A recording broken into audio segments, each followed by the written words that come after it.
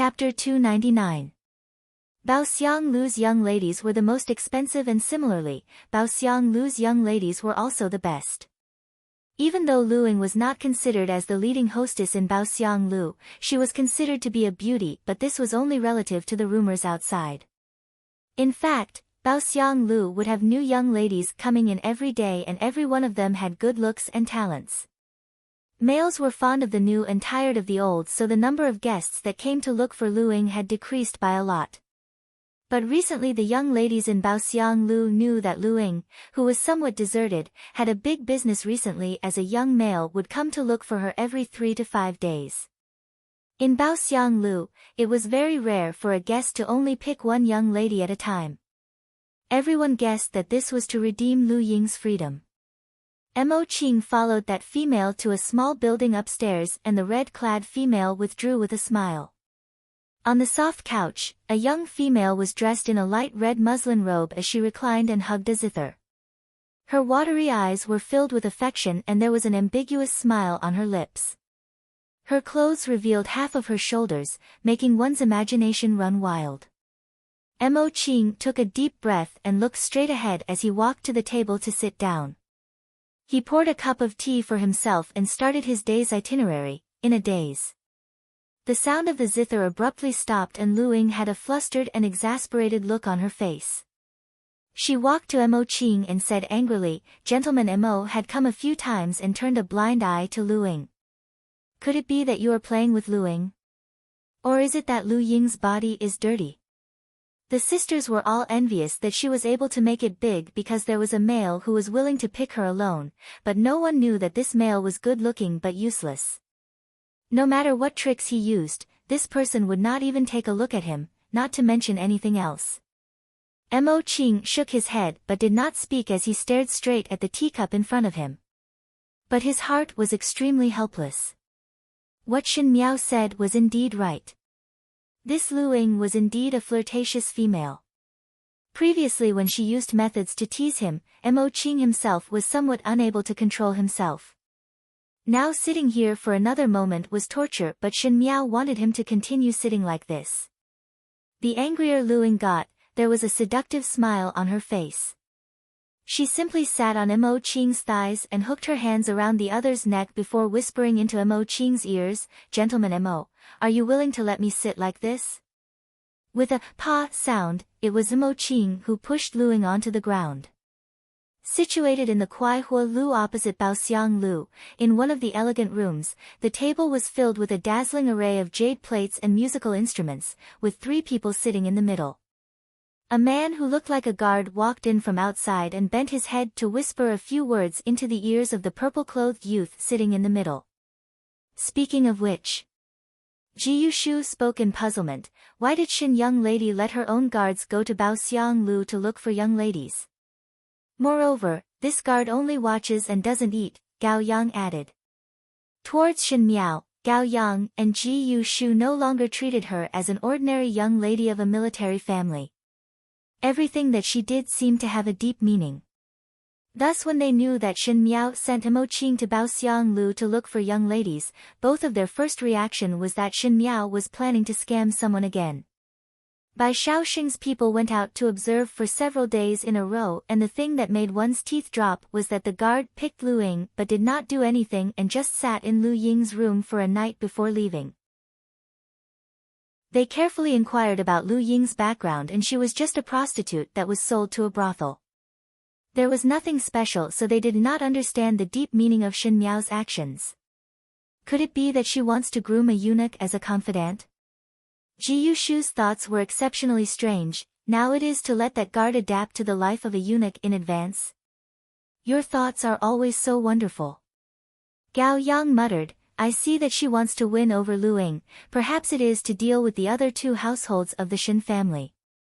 But there is no need to look for Lu Ying, as there are more young ladies in Bao Xianglu who are more seductive than Lu Ying. He looked at Xie Jingxing, 3rd Xie, what do you think of this matter? Chapter 300. Xie Jingxing was looking out of the window, and when he heard that, he lazily glanced at the 2 of them and said, You 2 are very free? In any case you have some friendship with Shin young lady, could it be that you do not care a little? Ji Yushu said, third Xia older brother, you are smart so you must know. I don't want to know. Xia Jingxing interrupted him, I need to go out of the city for a while. Is it because of the Jade Rabbit Festival? Gao Yang asked with a frown. The emperor plans to let old Xia go to battle at the beginning of spring. Xia Jingxing said, one cannot wait. The old Xia that he was talking about was naturally the Marquis of Linan, Xia Ding. Gao Yang was silent for a while before he said, if that's the case, I'm afraid we won't have enough time. Heard that recently Shin Yuan and Prince Ding are very close. Xia Jingxing's lips hooked up, it seems that they are preparing to deal with the first household of the Shin family. Shin young lady is going to be unlucky again. Ji Yushu was somewhat surprised, why does she always provoke these people with bad intentions? That Prince Ding is not a good person. Which person who was targeted by Prince Ding would have a good ending? Prince Ding is an unfathomable person. Gao Yang frowned, even though he does not seem to be interested in power, his private military strength is no less than others. Shin Xian has military power in his hands and an ordinary man is innocent but treasuring a jade ring becomes a crime. The Shin family has a large business and is already feared by the imperial family. If Prince Ding were to take action, one fear that Shin Xian would be greatly injured. Is not Shin young lady in danger? Ji Yushu looked at Xia Jingxing, third Xia older brother, how do you want to help her? Xia Jingxing raised his eyebrows, why should I help her? You are not temporarily considered as friends. Ji Yushu's eyes widened, did you not save her previously? You don't intend to help Miss Shin? Xia Jingxing looked at him with a smile that was not a smile. His eyes were as deep as a pool of water and it was obvious that he had an extremely romantic look but the words that he spoke had a kind of cold indifference, I need the Shin family to help me delay time. It is good for Prince Ding to deal with Shin Xian. Ji Yushu sucked in a breath of cold air. Prince Ding's residence in the Ding capital. The young man on the high seat was dressed in a light-colored luxurious robe. His appearance was cold, but when he spoke to the people below him, he was extremely amiable, and his coldness melted a little. This person was not anyone else but Prince Ding, Fu Xiu-yi. At this moment there were a few strangers sitting in the hall and these people were the advisors of Prince Ding, Fu Xiu-yi.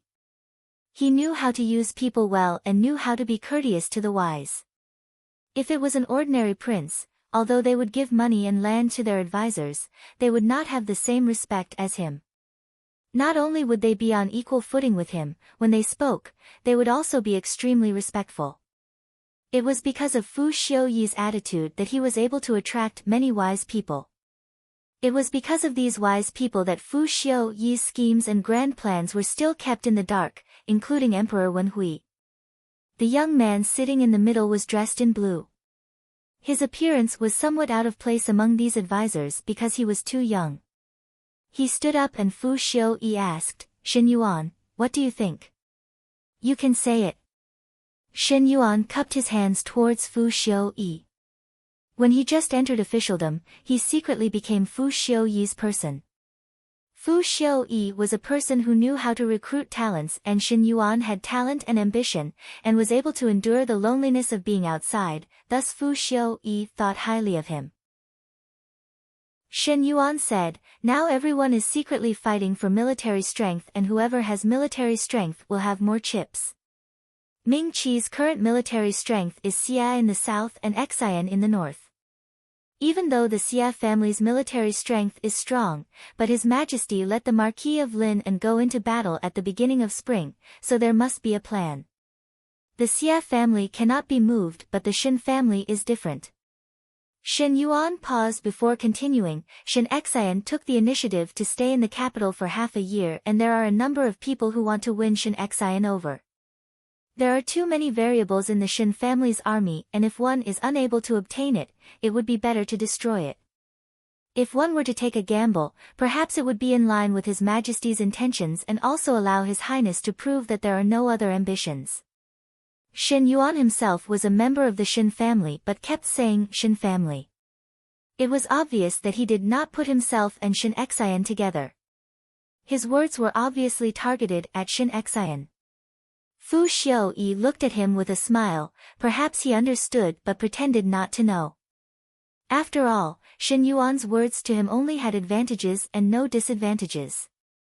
He said, "What you said is indeed correct, but the Shen family is currently unable to find a single loophole. Even if one were to find a loophole, there is no reason." Shen Yuan did not speak. Fu Xiaoyi's eyes flashed and his tone became more amiable, "But since you are in the Shen residence, you must know some things that ordinary people do not know." He looked at Shen Yuan, "If this time the Shen family can be controlled, your credit would be the biggest." After obtaining the assurance that he wanted to hear, Shen Yuan then respectfully spoke, replying to Your Highness, "This official's people were mixed in the troops long ago. Previously when the Shen family's army was fighting in the northwest region, there were some things that were not in line with the rules. At the moment the evidence is still being collected and once the evidence is complete, this official would definitely present it with both hands. This official guarantees that even if this time the Shen family's army is not completely collapsed, at least it would be a big blow to their vitality." Fu Xiaoyi smiled faintly, "Then one would have to trouble you." Shen Yuan bowed his head and smiled. Chapter 301. This new year in the Shen residence was very lively. Originally because of Ren Yun's and Shen Qing's matter, the atmosphere in the general residence was low, but with the arrival of Jing Chu and Jing Guansheng, old Shen Furen was very enthusiastic. She often let the siblings walk around the general's residence and Shen Yu was someone who was used to dealing with people, so it did not take long for her to address Jing Chu as good sisters, but no one knew if it was sincere or not. Even though Shen Yu treated Jing Chu and her sister well, the place that the siblings loved to run to was the western courtyard of the Shen residence. Especially Jing Chu, she would often send pastries and food to the people who were practicing swordplay. With the previous lesson, when she came back later on, she would bring everyone's portion of soup, but the taste of this soup was much inferior compared to what Shen Miao made previously. Those lowly soldiers were straightforward people and their hearts were all thinking about the soup that Shen Miao made and did not show much gratitude towards Jing Chu's attentiveness. It was the same today. After Jing Chu brought the food over, Shen Qiu did not speak much with her and wanted to continue practicing swordplay when Jing Chu called him, "Biao older brother, Biao younger sister better return earlier." Shen Qiu laughed heartily, "Those who practice swordplay are all rough people. Blades and swords have no eyes and it would not be good if one accidentally hurt you. Moreover, you run over here all day and you are a young lady, it is not a good thing to watch us men practice swordplay." It was actually a tactful order to chase the guest away. Jing Chu's face suddenly turned red and she looked at Shen Qiu incredulously. Her eyes were rippling as if she would cry in the next moment. When an ordinary male saw her actions, one feared that they would have tender and protective feelings for the fairer sex. It was just that Shen Qiu was never one to appreciate beautiful women and just stood there and did not want to go forward to comfort her. Seeing Shen Miao like this, Jing Chu's originally red face suddenly turned white. She hurriedly lowered her head and picked up the basket. Chu understands. She lifted the corner of her skirt and trotted away. Those who did not know would think that Shen Qiu did something to her. After Jing Chu left, a person appeared behind the pillar. Shen Miao said, "Eldest brother, you really do not know how to cherish flowers." He. Shen Qiu scratched his head, "Am I not afraid that younger sister will be angry?" "Why should I be angry?" Shen Miao said lightly.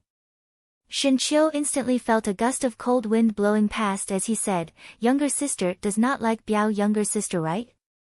I don't have any grudges with cousin, why wouldn't I like it?" Shen Miao asked. Jiao, did that girl secretly bully you?" Shen Xian, who had just finished practicing his swordplay, also walked over and just happened to hear Shen Qiu and Shen Miao's conversation and said, "If she bullied you, do not speak and beat her." "What nonsense are you talking about?" Luo Shuiyan saw that they were talking excitedly and also walked over.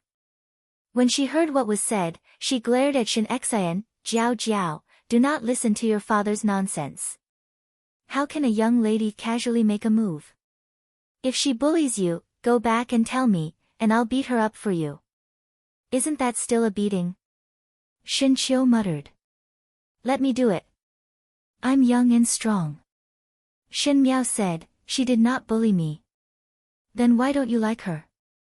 Luo Shuiyan asked. Even a slow person would be able to see that Shen Miao did not like Jing Chu Chu. As long as Jing Chu Chu came over, Shen Miao would let Shen Qiu demonstrate piercing darts in the courtyard. Piercing darts was actually somewhat cruel, and in general Shen Xian and the rest would not do it in the residence as they were afraid of scaring the maids. They would find some lively little animals to be live targets, as the bloody scene was not good to look at.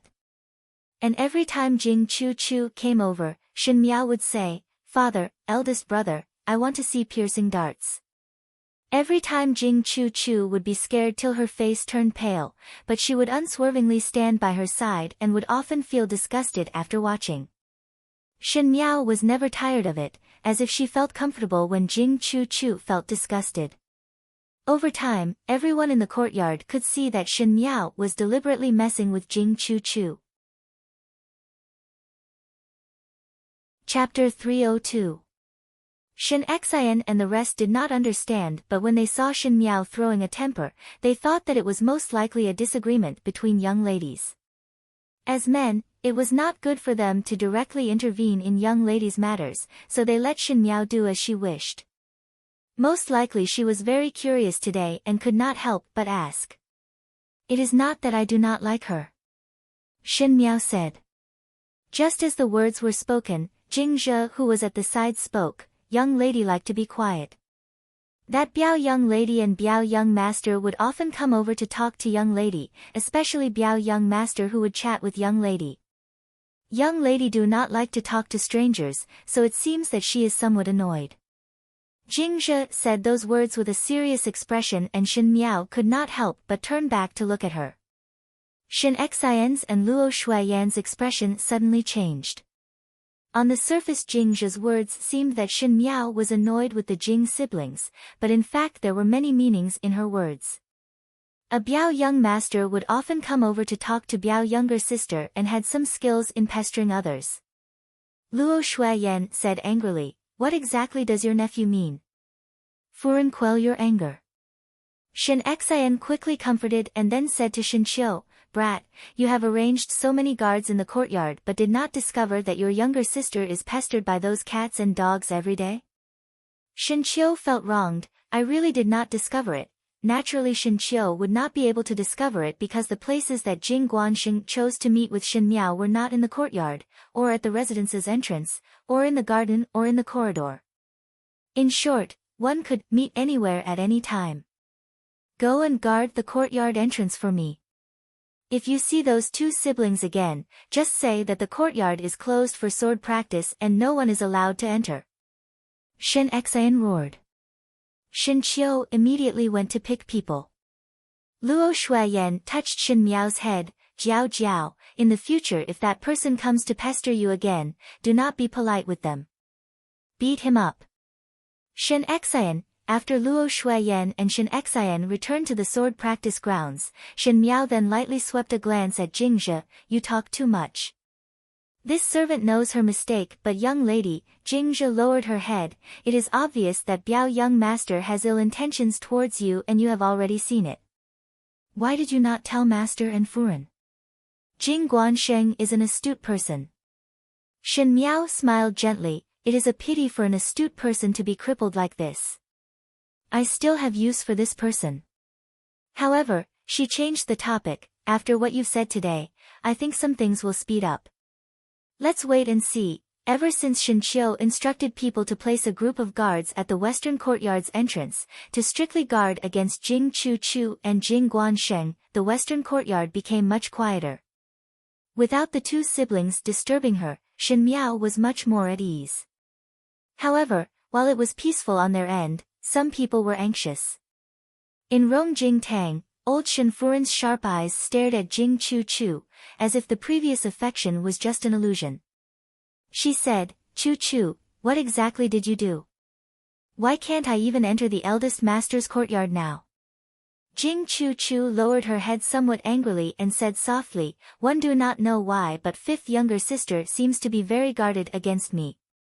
Biao older brother actually treats me very well but fifth younger sister would make him alienate me. The guards at the courtyard entrance were also set up by fifth younger sister. It is fifth girl again.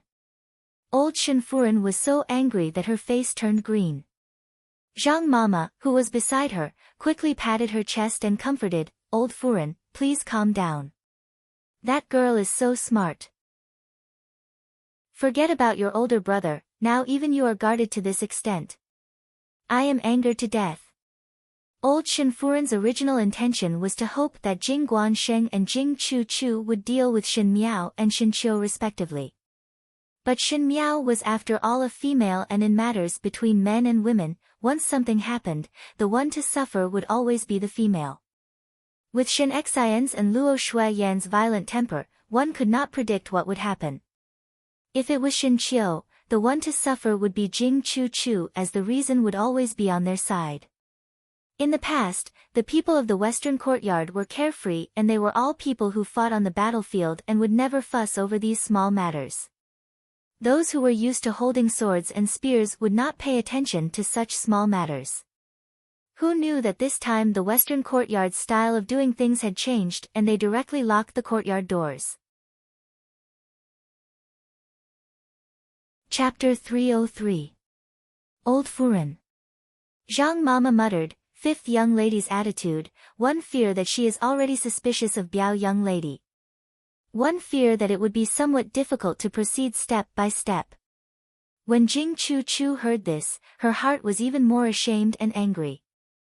She felt that she was born beautiful and intelligent, and in her generation in Suzhou, even the gentleman Wang's son would eat her soft and weak appearance.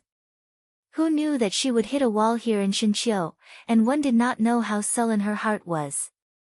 Your meaning is? Old Shenfuren frowned. Severe illness requires strong medicine. Zhang Mama reminded, if this continues to drag on, it would be too late after eldest master has decided which noble young lady's marriage with eldest young master. Old Shenfuren quivered and immediately said, what you said is right. By that time, it would be too late. She looked at Jing Chu and a loving smile appeared on her face, but that smile in the eyes of others was completely fake. She said, Chu, do you want to marry Qiu or not? Jing Chu hung her head down and said, want. In order to marry Qiu, are you willing to do anything?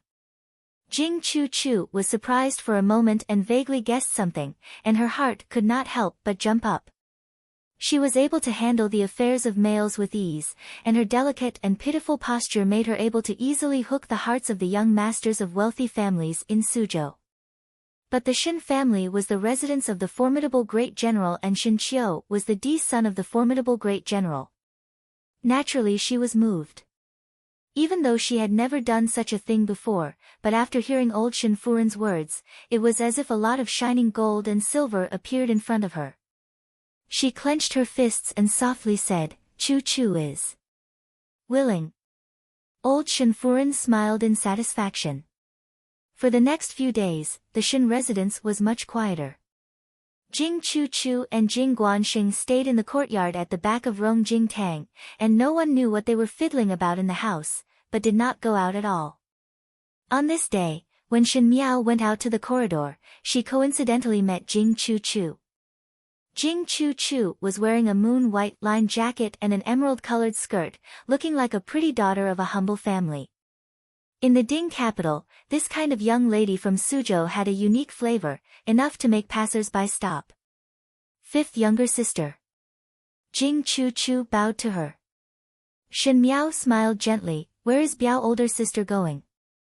It was rare for Shen Miao to speak to Jing Chu and Jing Chu was surprised for a moment before saying, return to the room to do some embroidery. She shyly lowered her head, anyway there is nothing to do. Since there is nothing, then why not go out with me? Shen Miao said, I am just about to go to the jewelry shop to pick some jewelry. If you do not mind, you can also go and pick together. Jing Chu Chu was really stunned this time. Shen Miao had always treated her lukewarm, and no matter how she tried to get close to her, it was not possible. But today, for the first time, she was willing to bring her out. Jing Chu Gu Tong, master of Tong Tong Fong, had seen and fangs that Wu Miao Long Wu. But when he heard that Shen Miao was going to a jewelry shop, his eyes immediately lit up. She carefully sized up Shen Miao.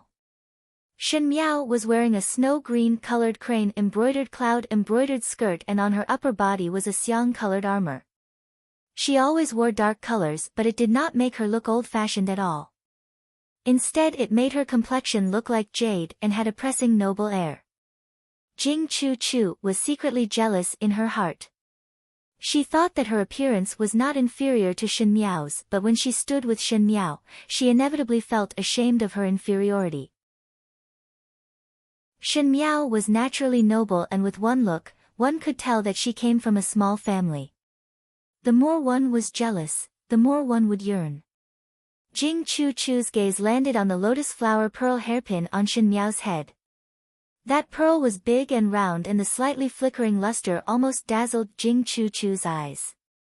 She quickly lowered her head, so that her greedy eyes would not be seen by the other. Jing Chu Chu said, since fifth younger sister has no one to accompany, then I will go along. Chapter 304. Bai Lu and Shuang Jiang walked behind, and a trace of contempt flashed in their eyes at the same time. She was after all from a small family, and her eyesight was very shallow.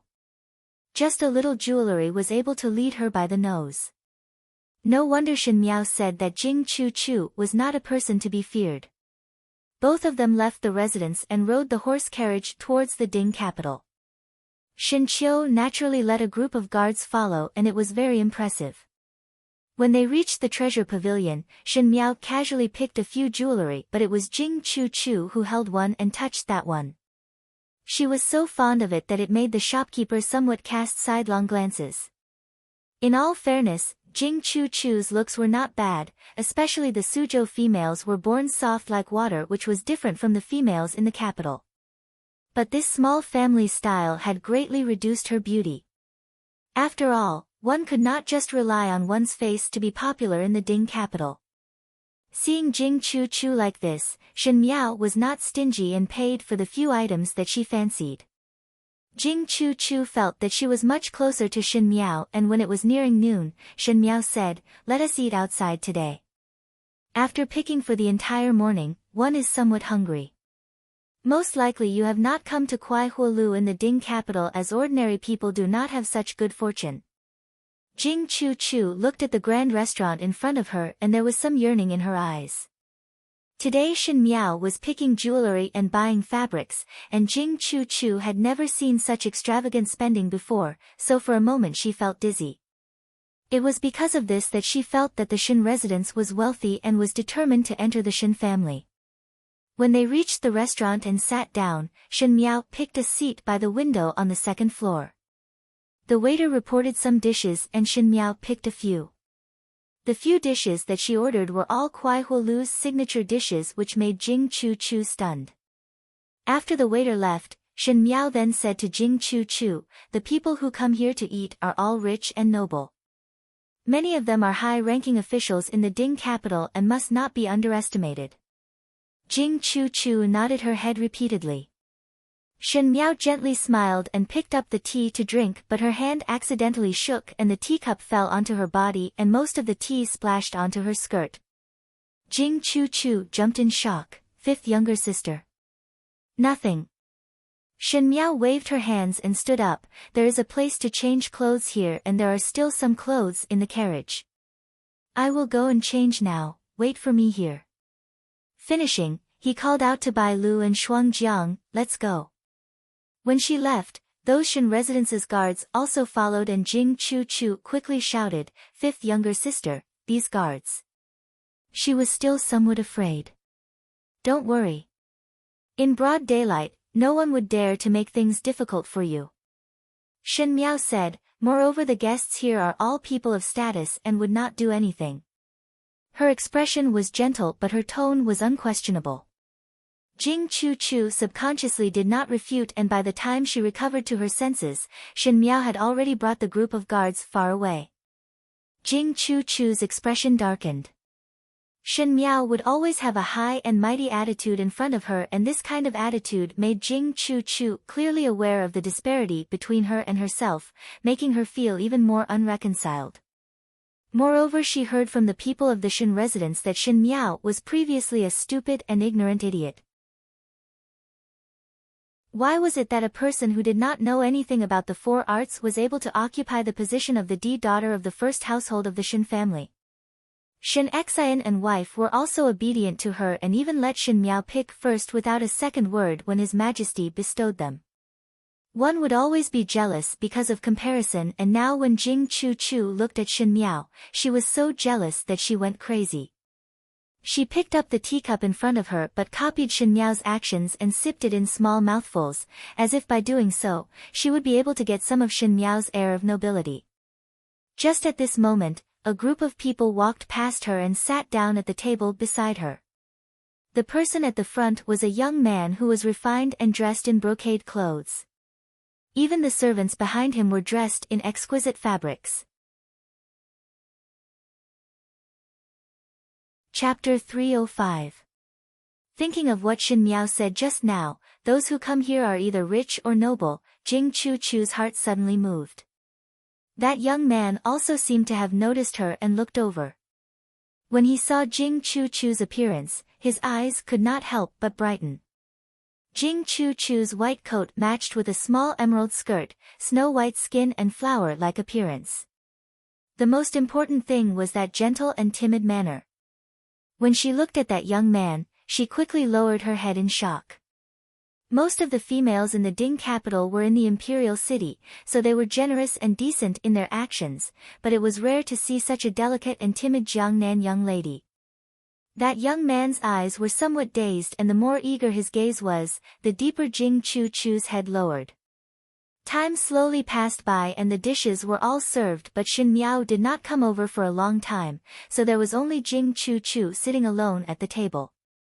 It was not good for her to eat alone, so she held the teacup and took small sips, looking somewhat at a loss as to what to do. Finally, that wealthy gentleman at the neighboring table could not bear it any longer, and under everyone's eyes, he walked over and sat opposite Jing Chu and asked softly, "Seeing that young lady has been waiting here for a long time, is it because you are waiting for someone?" Jing Chu jumped in shock, and when she raised her head to see the other person, her face immediately turned red and she lowered her head to whisper, I am waiting for my Biao younger sister." That gentleman asked with concern, "Why is young lady's Biao younger sister still not here? How can young lady be left alone?" Jing Chu blushed and shook her head, as if she wanted to say something but dared not say it. In the eyes of others, it was as if she was being bullied. That gentleman's heart settled and said, "Since I have nothing to do, why not wait here with young lady? No need to trouble." Jing Chu quickly said, "There is no need for gentlemen to, no harm."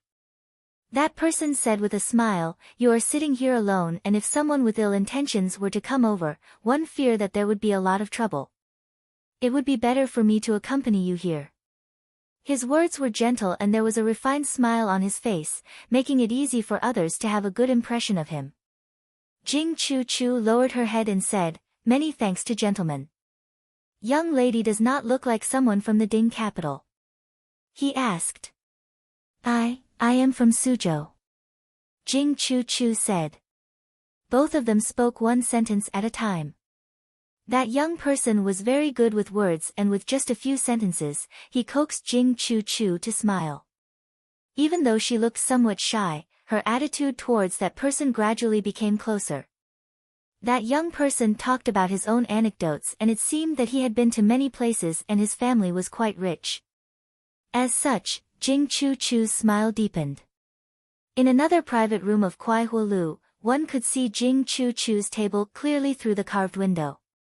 Bai Lu said, "Biao young lady can actually talk for so long with an unknown man.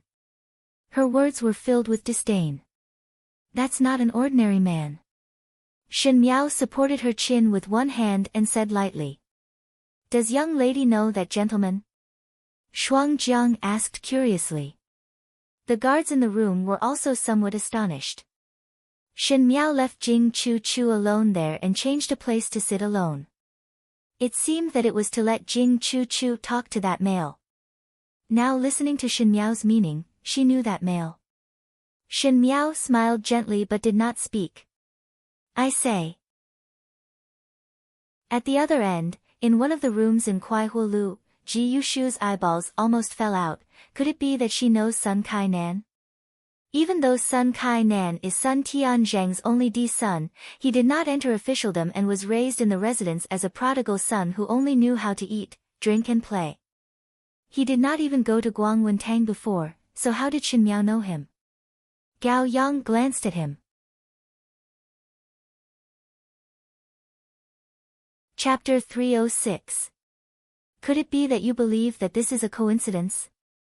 Ji Yushu said agitatedly, how is this a coincidence? Even a fool can see that Shen young lady deliberately let Sun Kai Nan meet her Biao older sister who came out of nowhere. When did I say it was a coincidence? Gao Yang unfolded his folding fan with a pa sound and waved it, but I think she not only knows Sun Kai Nan, she even knows which seat Sun Kai Nan likes to sit in.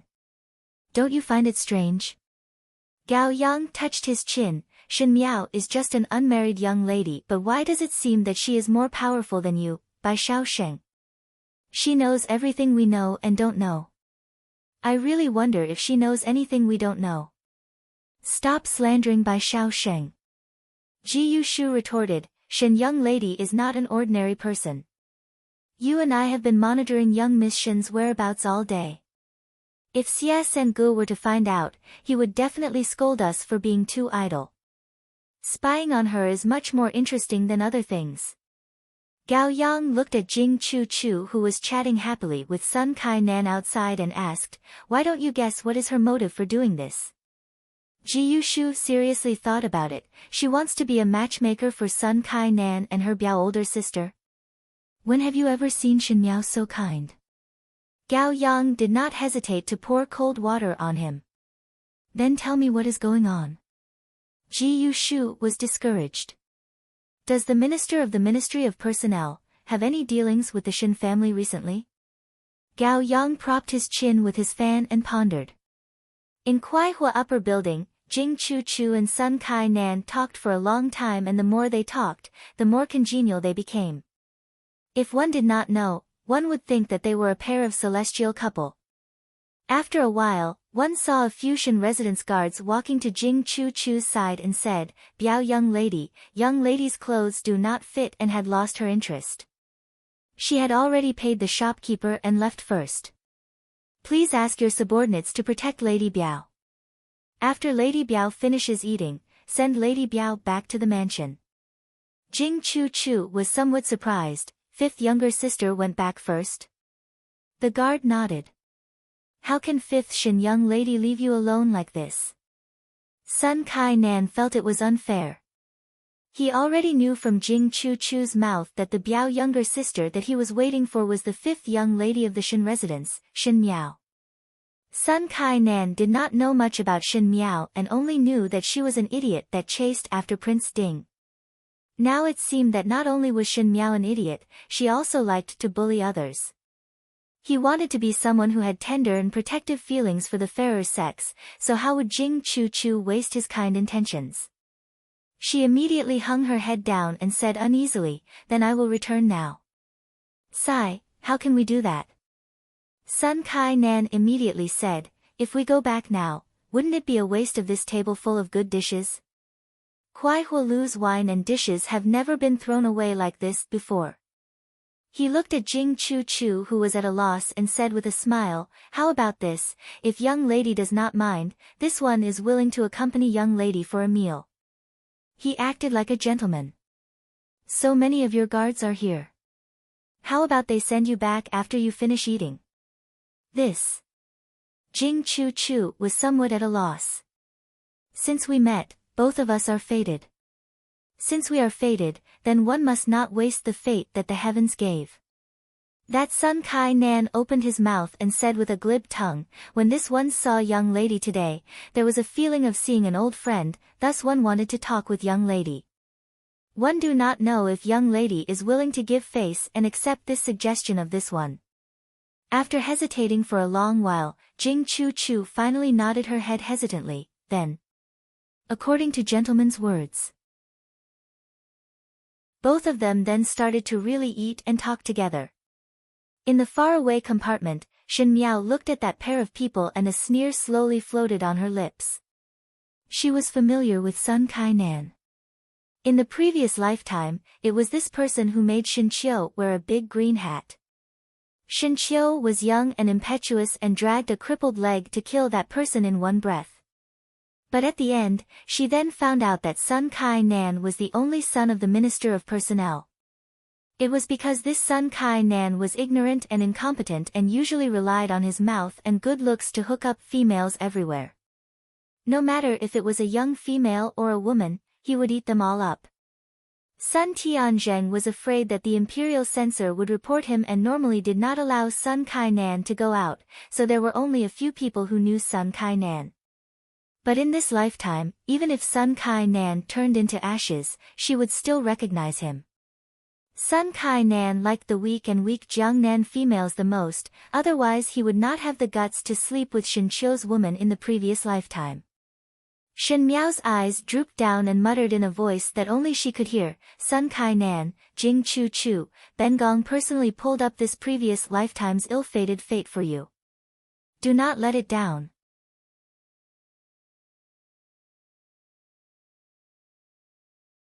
For a person of his status to actually send Biao older sister back to the residence, could it be that?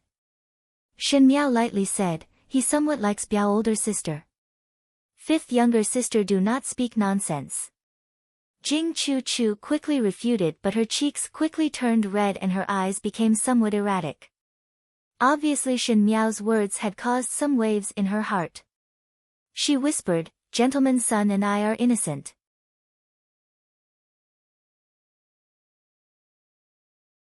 Chapter 308. I did not say that there is anything between the both of you. Shen Miao smiled, a fair and graceful lady is a gentleman's desire. Biao older sister is born beautiful and it is natural for gentleman Wang and son to be pleased. But gentleman's son is indeed a good person. He has a dignified appearance and a rich family background. If anyone could be his wife, they would be the matriarch of the entire Minister of State's residence. After all, Sun Darren only has this one son. Jing Chu Chu pursed her lips and did not speak. Shen Miao stood up and smiled, I only came over to casually say it. Biao older sister must not take it to heart. Most of the matters in this world depend on fate. If there is really fate, one would not know what the situation would be in the future. At that time, Biao older sister would definitely be able to stay in the Ding capital forever. Finishing speaking, Shen Miao turned around and walked out. Jing Chu Chu sat alone in the room and she subconsciously took out that smooth jade bracelet from the box and reached out to caress the lines on it. She did not think that Sun Kai Nan was actually the son of the Minister of Personnel. As for why he did not say his identity, it was most probably like what was written in the opera. He did not hope that she would be close to him because of his family background. Did this not mean that Sun Kai Nan treated her sincerely? Otherwise why would he give out a bracelet that was worth 1,000 liang the moment they met? In all fairness, Jing Chu Chu was after all from a small family. Even though there were many princes and grandsons chasing after her in Suzhou City, but compared to Sun Kai Nan's actions in front of her, those were just small fries. She had seen the prosperity of the Ding capital and was even more unwilling to return to Suzhou. Now Shen Miao's last sentence had moved her heart. If she were to marry Sun Kai Nan, she would be able to stay in the Ding capital forever. But what about old Shen Furen's side? Outside, Shen Miao had just stepped out of the courtyard when she met Jing Guansheng. When Jing Guansheng saw her, his eyes lit up and he smiled, is Biao younger sister here to see Chu Chu? Shen Miao nodded her head. Biao younger sister is getting closer to Chu Chu now. Jing Guansheng wanted to go forward but Jing Zhe and Gu Yu were guarding in front of him like they were guarding against lechers. Jing Guansheng was a refined person, so it was not good for him to approach with a drooling face. No harm. We are all one family. Shen Miao smiled gently and no longer looked at Jing Guansheng as she walked out of the courtyard. Gu Yu whispered, "Does young lady wish to be a matchmaker for Biao young lady and gentleman's son?" Just now Shen Miao kept on saying that Sun Kai Nan was good, and when the two maids heard it, it was exceptionally strange as they felt that it was very similar to a matchmaker. "When did you see me being so kind-hearted?" Shen Miao said expressionlessly. "Then why?" Gu Yu was even more puzzled. One must disturb Biao older sister's heart. Shen Miao smiled faintly. Old Furen and Biao older sister previously had the same goal, so both of them were naturally close, but if they did not seek the same thing, what do you think will happen? Jing Zhe was quick-witted, dog biting dog. She immediately reacted and said in a panic, "I didn't say they were dogs. I can't read, what you said is not wrong." Shen Miao said, "The saying of dog biting dog is quite good. Also, for the next few days, go and build a good relationship with Rong Jing Tang's Fuer." Fuer? Shen Miao was surprised. Old Furen wanted to marry her to the housekeeper's son who is blind in one eye. Shen Miao said, "Fuer is very unwilling." Heavens! Jing Zhe was stunned. Fuer has been by old Furen's side since young. How? Even the cats and dogs that were raised would have some feelings, so why would a young lady in her prime of life be married to a one-eyed man? Fuer did things quickly, and even though his mouth was fierce, he was loyal and devoted to old Shen Furen. Old Shen Furen had obtained the housekeeper's annual land profits, so naturally there must be some expression. If one is not willing to fork out money, then one will have to use people. One can only blame that Fuer's life is not good but was born well. Chapter 309. That young lady is planning to help Fuer? Gu Yu carefully asked, but there was a strange feeling in her heart. Shen Miao did not care much about the people of Rong Jing Tang, and now she was not a person with a bodhisattva's heart. She felt that it was somewhat impossible to help Fuer. Of course help. Shen Miao said in a calm and composed manner, "Every mistake that old Furen makes is our opportunity." Young lady want to bribe Fuer? Jing Zhe asked, but will Fuer be bribed? Fuer used to be the most loyal to old Furen. If loyalty is not rewarded, then the power to change sides would be greater. When the dog that is raised by one side goes crazy, then it would bite the owner the most painful. Shen Miao said lightly. For a few days, the Shen residents passed by peacefully. Jing Chu Chu no longer hung around the western courtyard but often brought a few guards of the Shen residents out to go shopping, saying that she wanted to see the liveliness of the Ding capital. Naturally no one stopped her, and for the people of the western courtyard, they could not wait for Jing Chu Chu to go out every day so that the guards at the entrance of the western courtyard could relax a little. But the clothes that Jing Chu Chu was wearing were getting richer by the day. Even though old Shen Furen also gave the Jing siblings money, but because of her stingy identity, she would not give too much. Jing Chu Chu was dressed in such a luxurious manner that even Shen Yu felt surprised, but when asked, Jing Chu Chu said that it was money that she brought from her own family.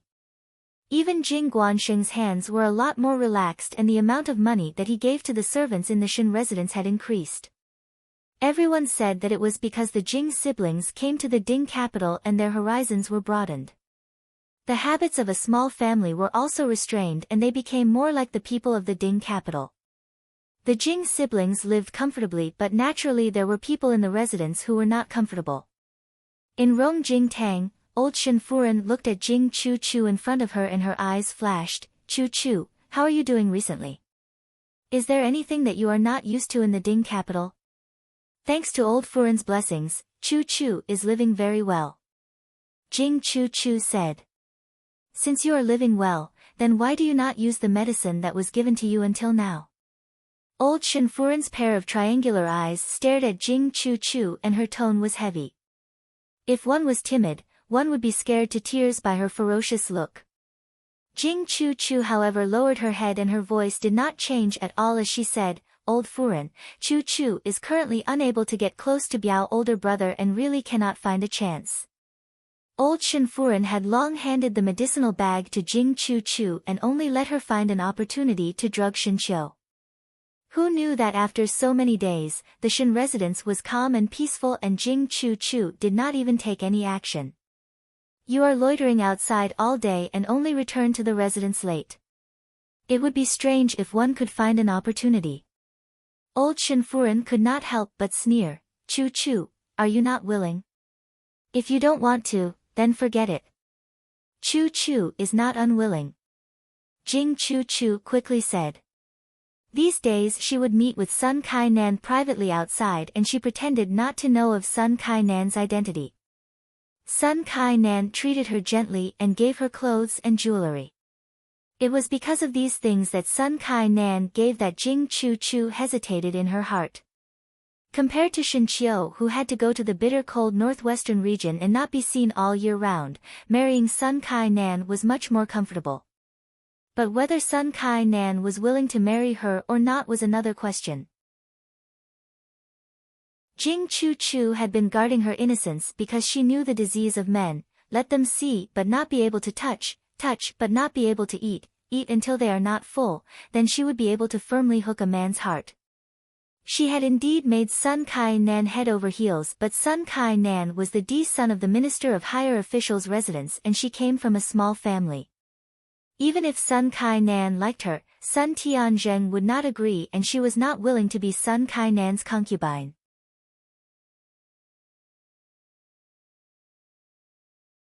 Chapter 310.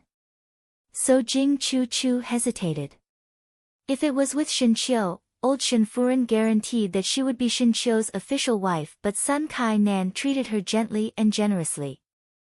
People's hearts were greedy and would look at what was in the pot when one ate in the bowl. Jing Chu could not make up her mind and did not drug Shenqiu. She did not take action for a long time and old Shenfuren became anxious and came to question her. Since you are willing, why do not take action? Old Shenfuren asked. Chu want to ensure that nothing goes wrong before taking action. After all the guards in the western courtyard are tight and it is difficult for Chu to find an opportunity. If one were to alert the snake, it would be difficult to take action. Chu, I like you. Old Shenfuren slowly said, but if you continue to be like this, I will be disappointed. You are so timid and in the future it would be difficult to accomplish anything. Jing Chu lowered her head and agreed. Old Shenfuren looked at her and seemed to be somewhat disgusted. You go out. Jing Chu hurriedly retreated out.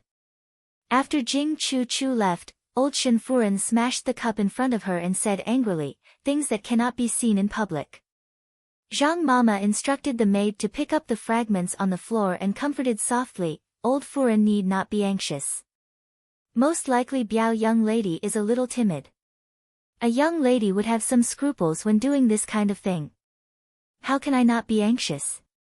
Old Shenfuren said in a flustered and exasperated manner. Yuana had already said yesterday that eldest family has been looking for a young lady for Shenqiu. If it is really settled, it would be impossible to take action in the future. I originally saw that Jing Chu was an ambitious person so I helped her but who knew that mud cannot hold up a wall. Zhang Mama patted old Shenfuren's chest to calm her down. Biao young lady is still young. Moreover what Biao young lady said is somewhat reasonable. Now eldest master's family is on guard and if one does not beat the grass and alert the snake, it would be bad if all the faces were torn. Then what do you say? Old Shenfuren said in a bad mood, now that time is pressing and that girl is not willing to take action, one cannot just watch Shenqiu marry a noble young lady, right? Old Furen. Zhang Mama pondered for a moment. Biao young lady is young and it is somewhat risky for her to do it. Why not let our people do it? Our people. Old Shenfuren looked at her. Not bad. Mrs. Zhang said, our people will naturally be more thorough than Miss Biao. When the time comes, even if something goes wrong, we can get Miss Biao out of it and leave a way out. However, I don't think there will be any problems. This matter has been done by us in the past, so it should be as easy as flipping our hands. Old Shinfuren's eyes slightly moved and was silent for a moment before suddenly saying, "What you said is not wrong. Since that girl does not dare to take action, then let others help her. Call Fuer and Xier in." Naturally, no one knew about Rong Jingtang's change in mind. However, whether or not the people who knew would spread the news was another matter. However, on the surface, everything seemed to be developing in an orderly manner. This day when Shin Miao was returning to the western courtyard, she coincidentally bumped into Shin Yuan. Ever since Jing Chu and Chu siblings came to the Shin residence, one did not know what Shin Yuan was busy with and rarely saw others. Upon returning to the Ding capital, Shin Gue was naturally unhappy that he left early and returned late. He thought that Shin Yuan was deliberately avoiding him because of Ren Wanyun's matter and quarreled with Shin Yuan a few times before parting on bad terms. It was just that these quarrels did not affect Shin Yuan as he still did not appear in the residence as usual. At the end they met here. Seeing Shin Miao, Shin Yuan slowed down his footsteps and greeted, "Fifth younger sister."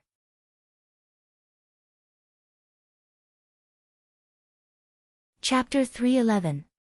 Second older brother. Heard that fifth younger sister is recently close to Biao younger brother and Biao younger sister.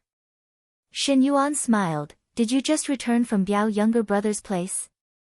He deliberately mentioned Jing Guansheng, as if hinting that there was something between Shin Miao and Jing Guansheng. Bai Lu's and Shuang Zhang's brows wrinkled as Shin Yuan's words did not sound good. Shin Miao swept a glance at Shin Yuan and did not answer his words. It seems that second older brother just returned from second Shin's place. One heard that recently second Shin's illness has decreased a lot. Is it going to be better soon? Ren Wanyun had not appeared for a long time and all the matters of the second household were handed over to Wan Yinyang to handle. Even old Shin Furen, who had always looked down on Wan Yinyang, did not say anything. Everyone in the Shin residence was well aware that it was impossible for Ren Wanyun to be as glorious as the first half of her life. Moreover, Ren Wanyun's maiden family were only wealthy merchants and no matter how much money they had, they did not have any power and could not help much. Shin Yuan's expression paused for a moment and sized her up before smiling. "Fifth younger sister's complexion looks good recently. Is there a happy event approaching?" Because of the return of Shin Xian and wife, Shin Qiu would change his ways to please Shin Miao every day. The current Shin Miao was no longer that dull little girl in the past. Once her temperament was good and her complexion was good, at least no matter where she was placed, she would not be ignored by others. How would I have any good things? It is second older brother who seems to be very busy these days. Perhaps there is a good thing approaching.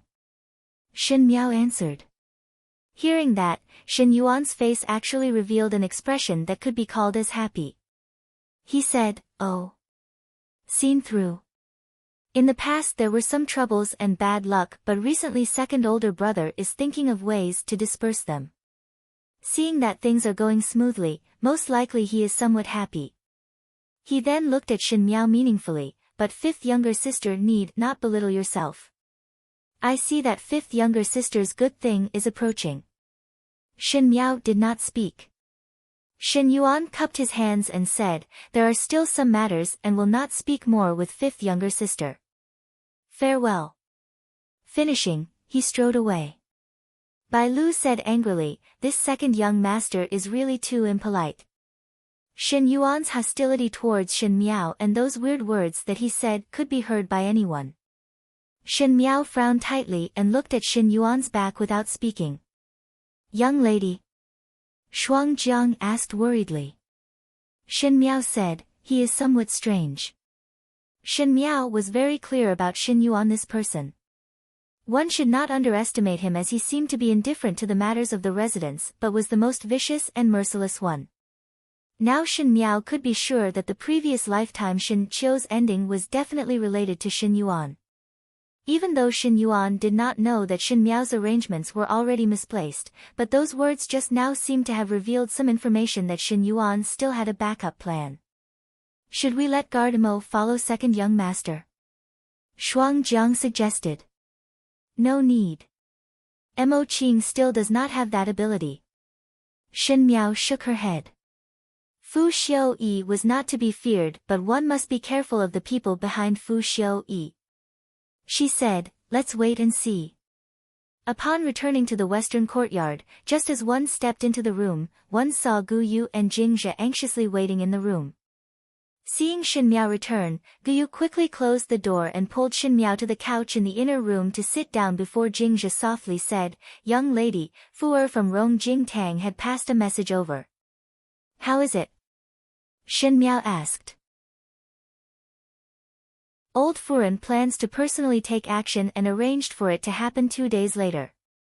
Jing Zhe said angrily, Old Furen is really too bad. Master and Furen treat her so well, but she actually schemed against eldest young master. And that Biao young lady, one could tell that she is not a good person. She really does not know shame. All right. Gu Yu interrupted her, young lady, what do we do now?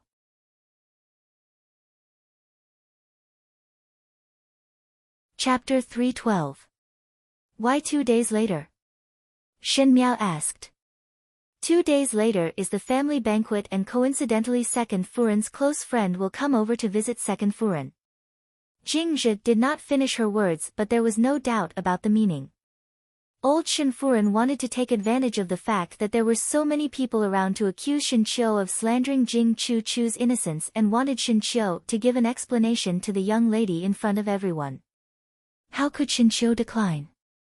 It was the same method as in the previous lifetime. Redoing it again, old Shin Furen's method was still not that brilliant.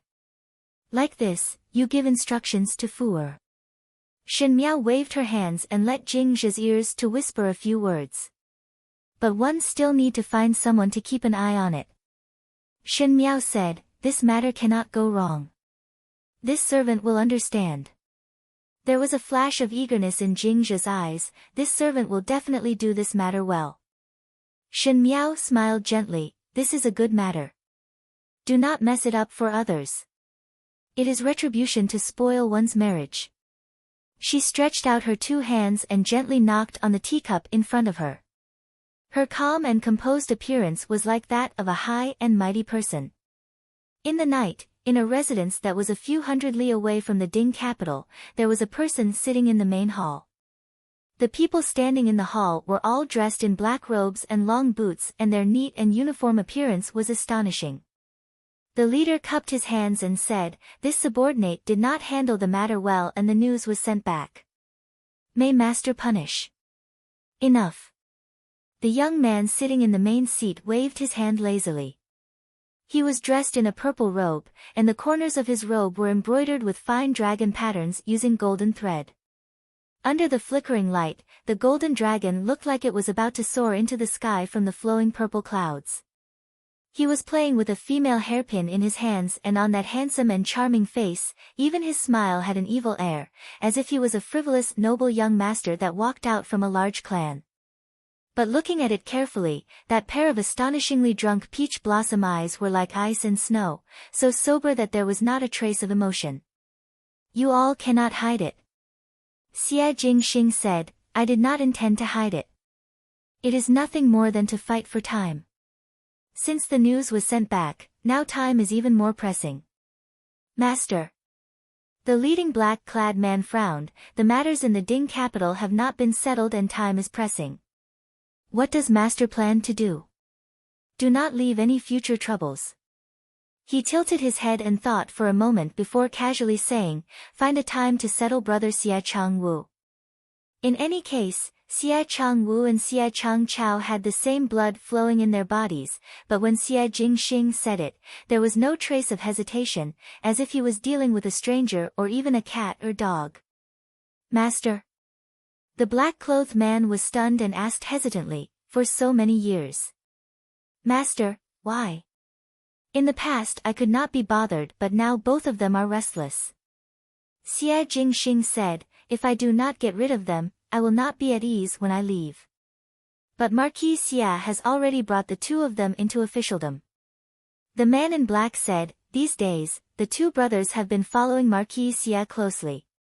I heard that Marquis Xia has already introduced them to his colleagues in the officialdom and instructed them to take good care of them. It's not difficult to make a move, but it's hard to avoid alerting others. Xia Ding, this idiot. Xia Jingxing's face sunk and there was a hint of anger in his tone, unable to accomplish anything but more than spoil things. He directly called out the Marquis of Lineage's name, but the people below were not surprised at all, as if it was a very natural thing. The black-clothed man coughed lightly, because Master has not entered officialdom for a long time. Marquis Xia is afraid that there will be no successor, so he let the two of them take over. It was not the first or second day that Xia Jingxing's character was unruly and mischievous, and it seemed that Xia Ding was really helpless against Xia Jingxing, else with the Marquis of Lineage's mind being so biased, how would he give up Xia Jingxing and let the Xia Changwu brothers take over his mantle? Forget it. Xia Jingxing frowned, delay the matter of the residence of the Marquis of Lineage. As for the residence of the princess, from today onwards, send people to secretly protect Princess Rong Xian. Master. The black-clothed man hesitated for a moment and seemed to have made up his mind before ruthlessly saying, since it will be like this in the future, it is better to draw a line with Princess Rong Xian now. When is it your turn to teach me how to do things? Xia Jingxing lightly swept a glance at him and the latter immediately kept quiet as he felt a chill down his spine. In the next moment, the voice above was heard, whether I do it or not is my business. Whether she appreciates it or not is her business. I have already done my utmost benevolence. His words contained a hint of indifference and ruthlessness. Coupled with his peerlessly handsome face, it gave off a kind of terror that made one shudder in fear. He stood up and the corner of his robe slightly swayed on the seat. In the flowing golden light, he said, act according to the plan. Fight for time in the Ding capital. One heard that Xin Yuan had already collected most of the evidence. The black-clothed man said, one fear that after the end of the year, Xin Yuan's evidence would be completely searched and at that time the Xin family would be the first to be cut. Quite good. Xia Jingxing shrugged his shoulders, if Xin Yuan has any difficult matters, you can help secretly. But Xin Yuan is Prince Ding's people. The black-clothed man reminded. Of course I know that he is Prince Ding's people. Xia Jingxing waved his hands, I only let the Xin family block for us.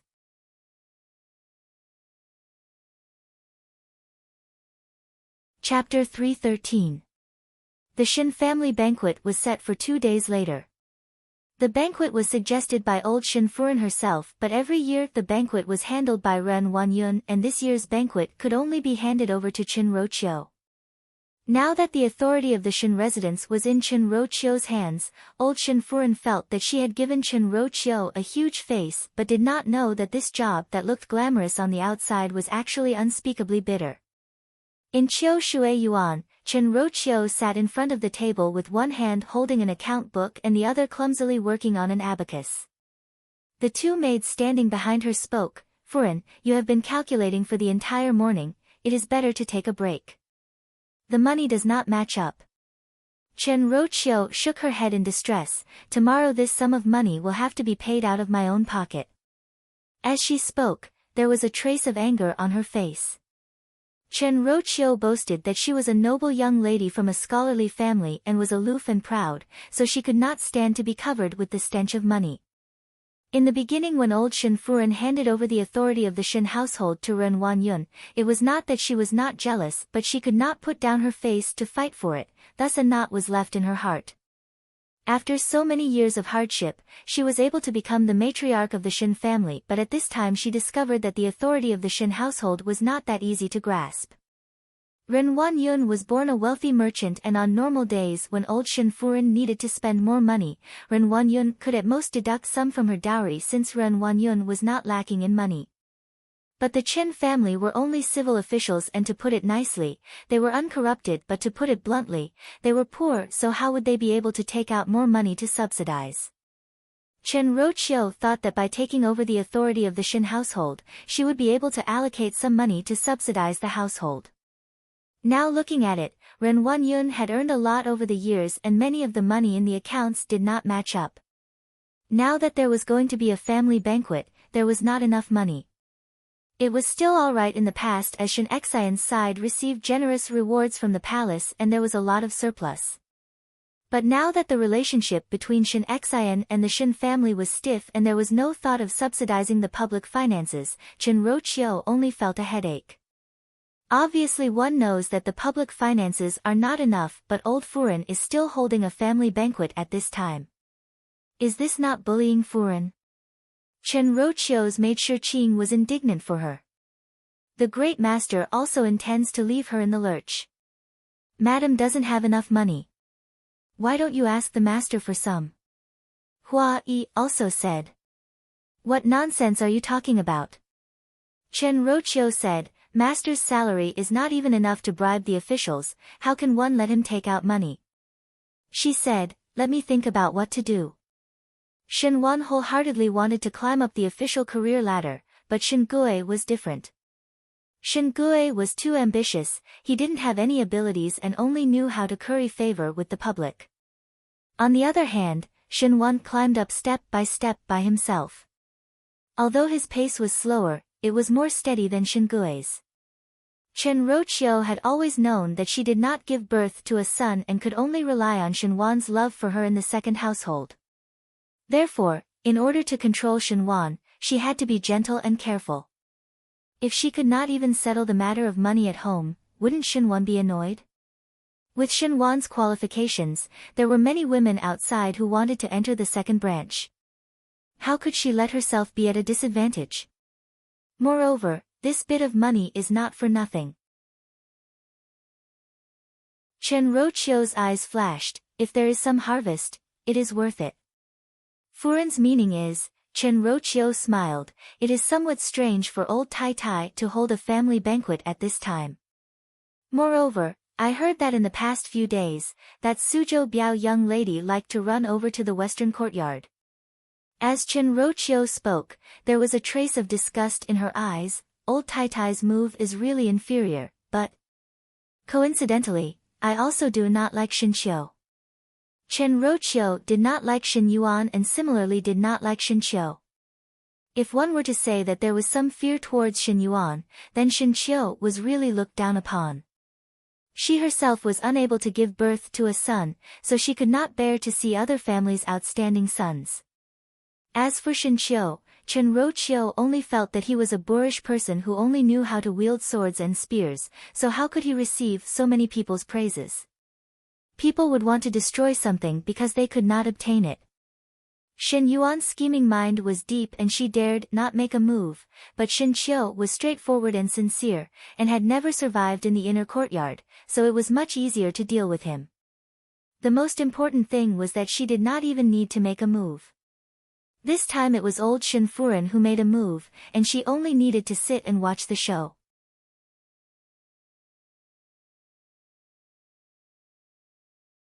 Chapter 314.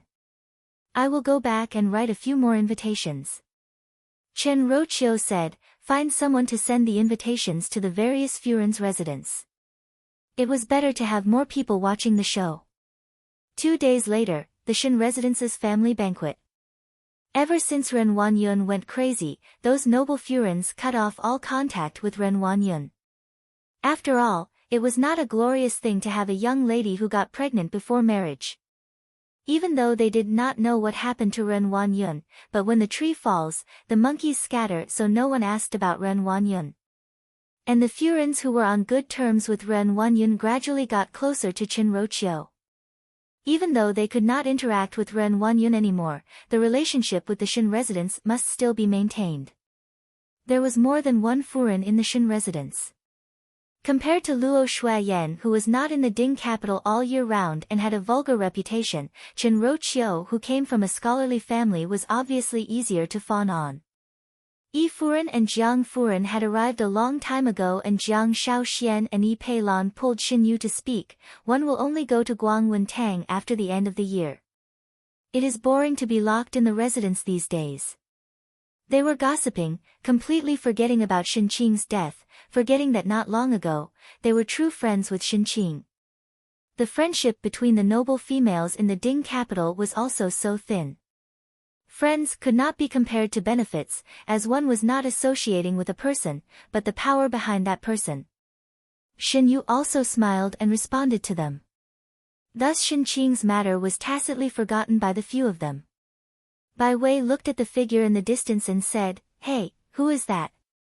Is she the lady Biao you mentioned?" She raised her chin and pointed at a young girl standing not far away. She was dressed in a simple apricot-colored dress and was standing there talking to a servant beside her. "That is third younger sister, Dong Ling," Xin Yu said with a smile, "born from Yinyang. In the past she did not come out due to her poor health, so it is natural that you have not seen her before." She deliberately emphasized the word Yinyang. Hearing this, Jiang Shaoxian and the rest looked at him with disdain. Yi Peilan said, "What body not well, isn't it, coming out? These Yinyang's children are the most cunning. Yunyang, you must not be deceived by her."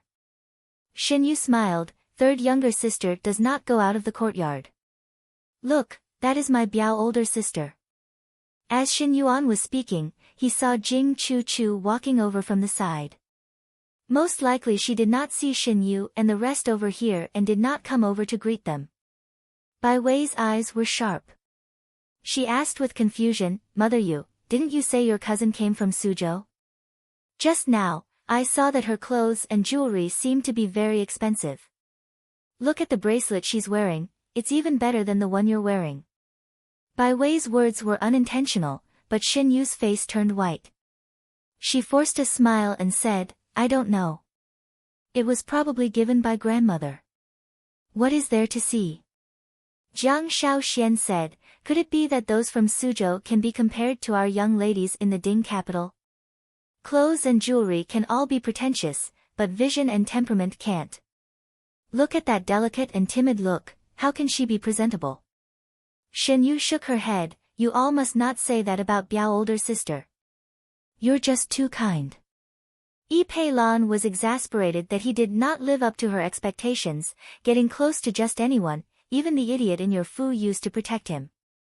Now that he has grown up, he still doesn't put you in his eyes. Speaking of which, why did I not see that idiot? The idiot that she was talking about naturally referred to Xin Miao.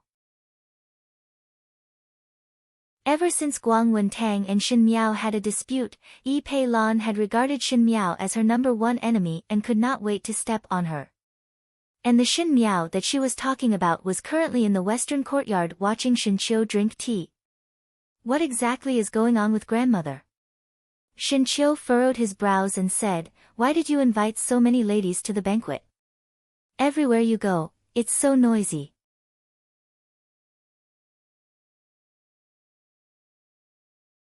Chapter 315. Most likely all the people that third Xin knows were invited.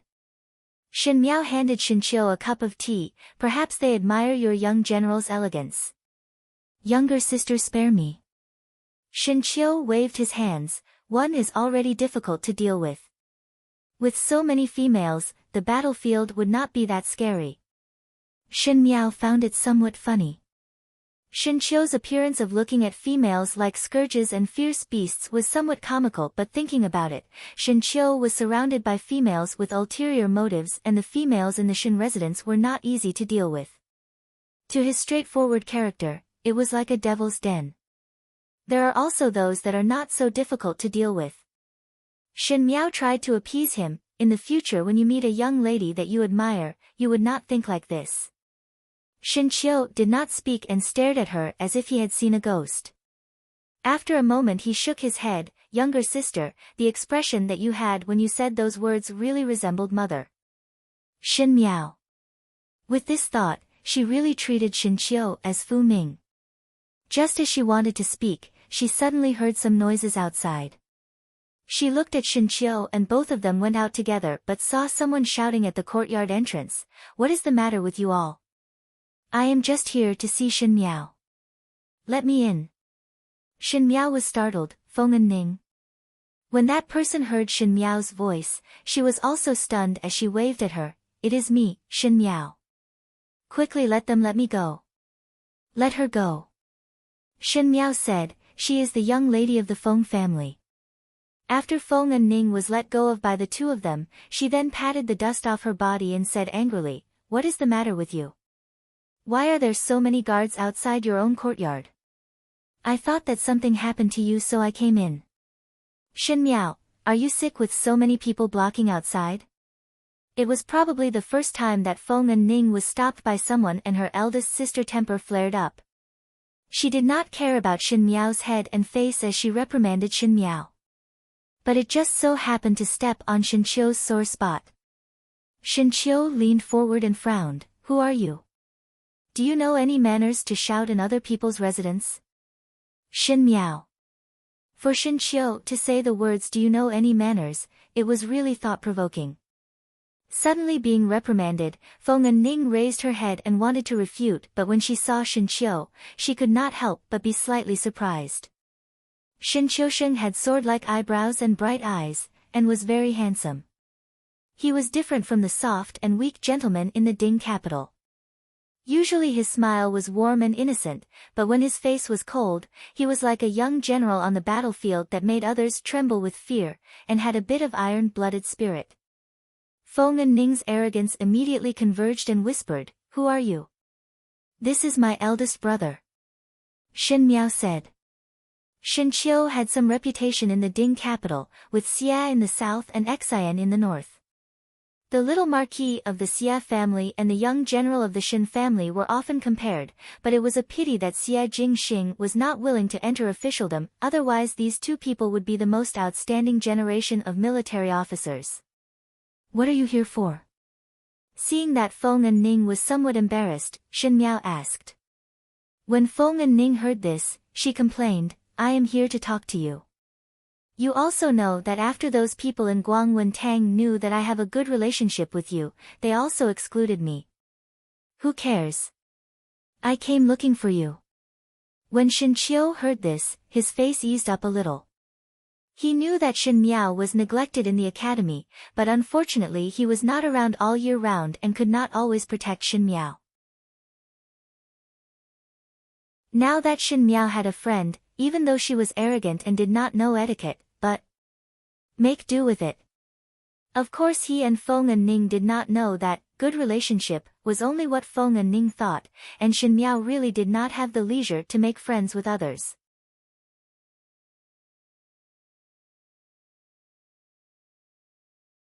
Chapter 316. Since your friend has come over, both of you can chat. Shen Qiu lightly coughed, I will go out to look for father to discuss some matters. Shen Miao complied, and after Shen Qiu left, Feng and Ning then whispered, why is your eldest brother so fierce and fiendish? Just scared me to death. Fierce and fiendish. Shen Miao was too lazy to explain and said, yes, he had always killed people like flax. Feng and Ning quickly patted her chest and said, fortunately I admitted my mistake early and lowered my head. Next time I would not dare to rush in like this. Unknowingly, it was time for the Shen residence's family banquet. The male and female guests were seated separately and the female guests were in the banquet hall of Rongjing Tang while the male guests were taken care of by Shen Gui and Shen Wan. Even though Shen Xian did not have much interest in the family banquet, he did not have the leisure to deal with the bootlicking of the officials in the capital, so he sat down and drank by himself. There were not many males that came and they were all civil officials that were on good terms with Shen Gui and Shen Wan and were not on the same side as Shen Xian.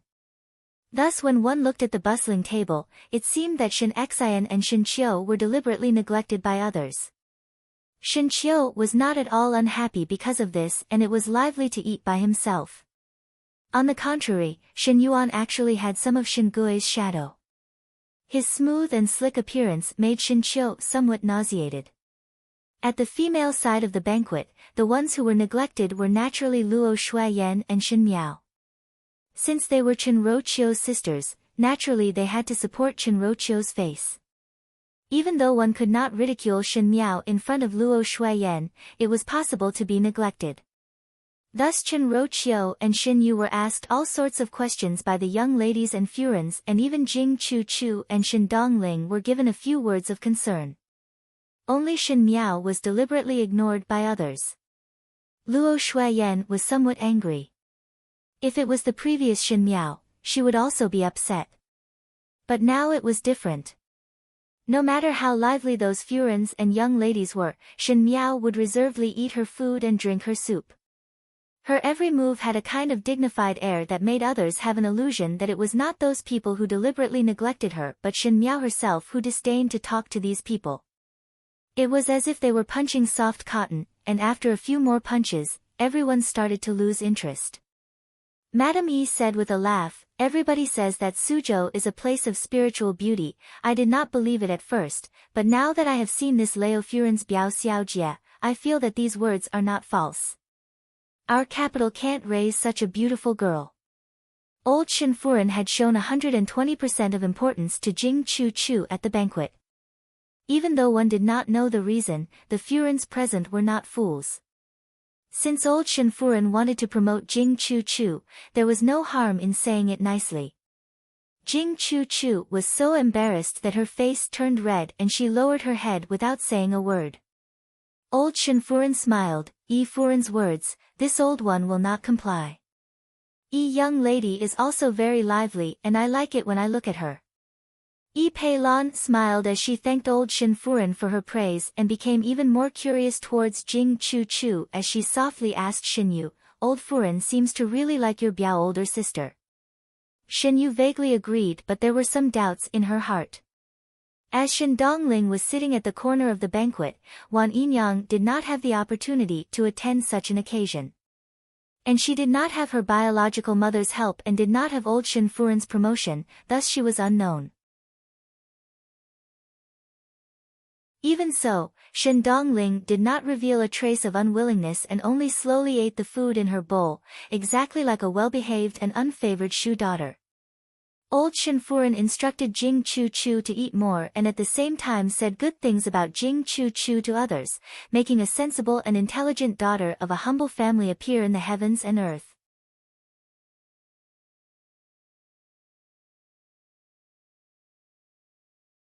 Chapter 317.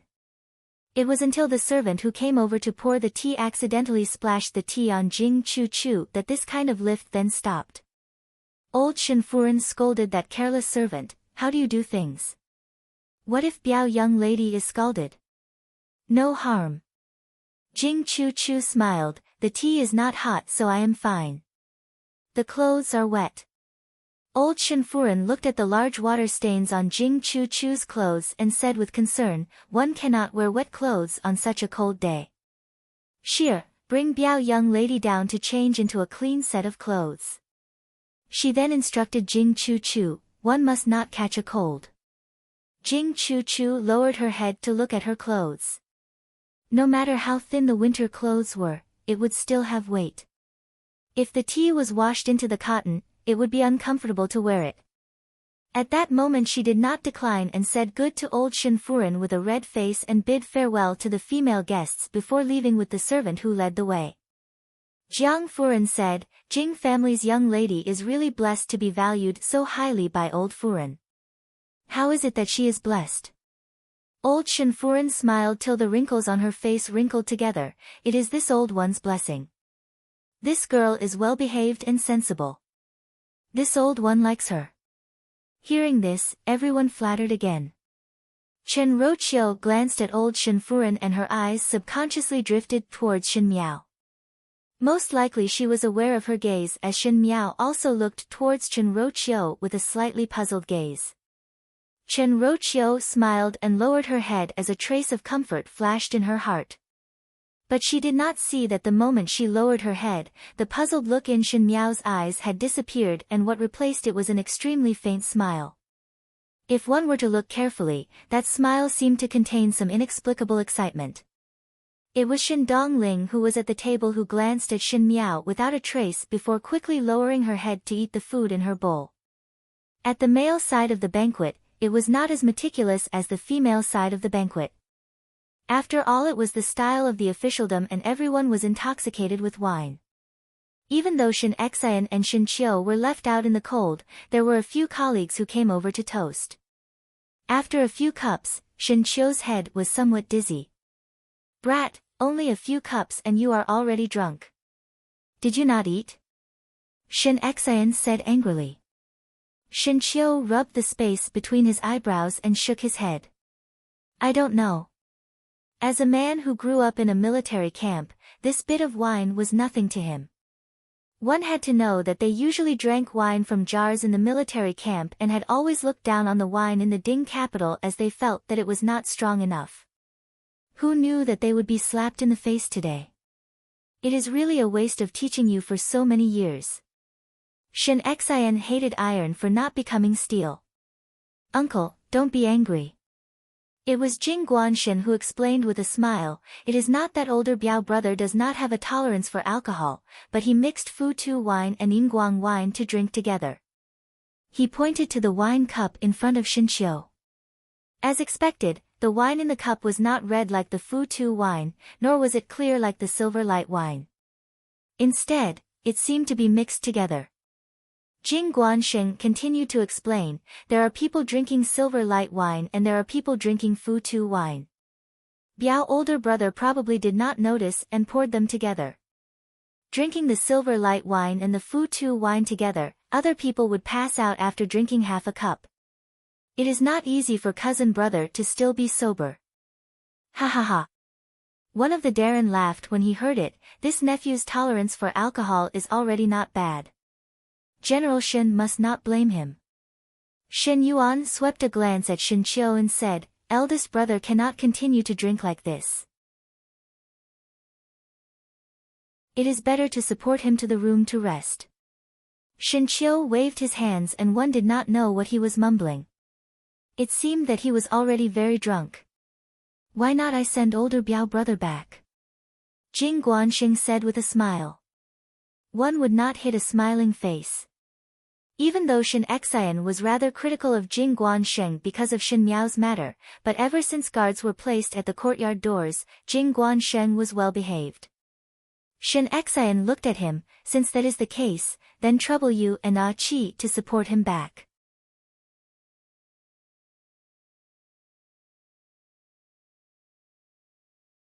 Chapter 318. Just as Jing Guansheng was about to get up, he saw Shin Qiu grabbing onto Shin Yuan and shaking his head. "Ah Qi, bring me there." Shin Yuan was startled. Shin Xian frowned. "This brat had treated you as Ah Qi." He then said to Shin Qiu, "Brat, quickly release your second younger brother." Shin Qiu did not move. Shin Yuan's eyes moved slightly and said, "Biao younger brother and I are the same. Since that is the case, let me send eldest brother back to the room." He helped Shin Qiu up and not waiting for Shin Xian to refuse, he walked out.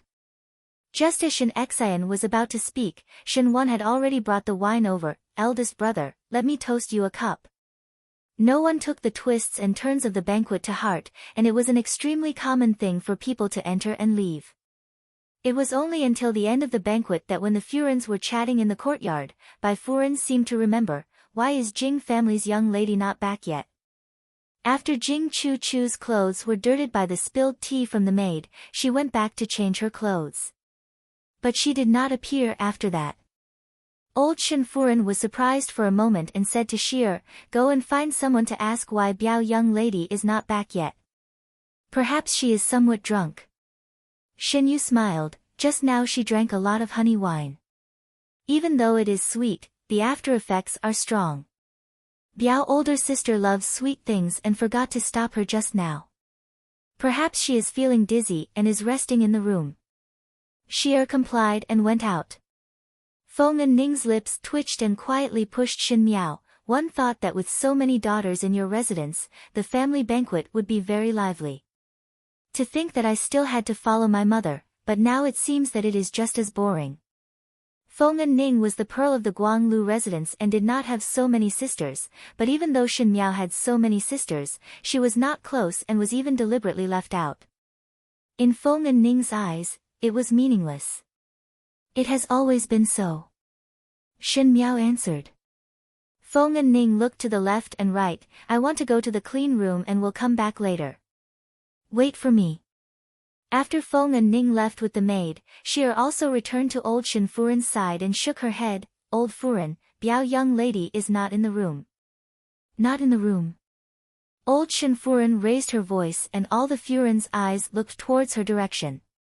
Old Shinfuren quickly lowered her voice. Where is that place? Xier shook her head. The servants don't know either.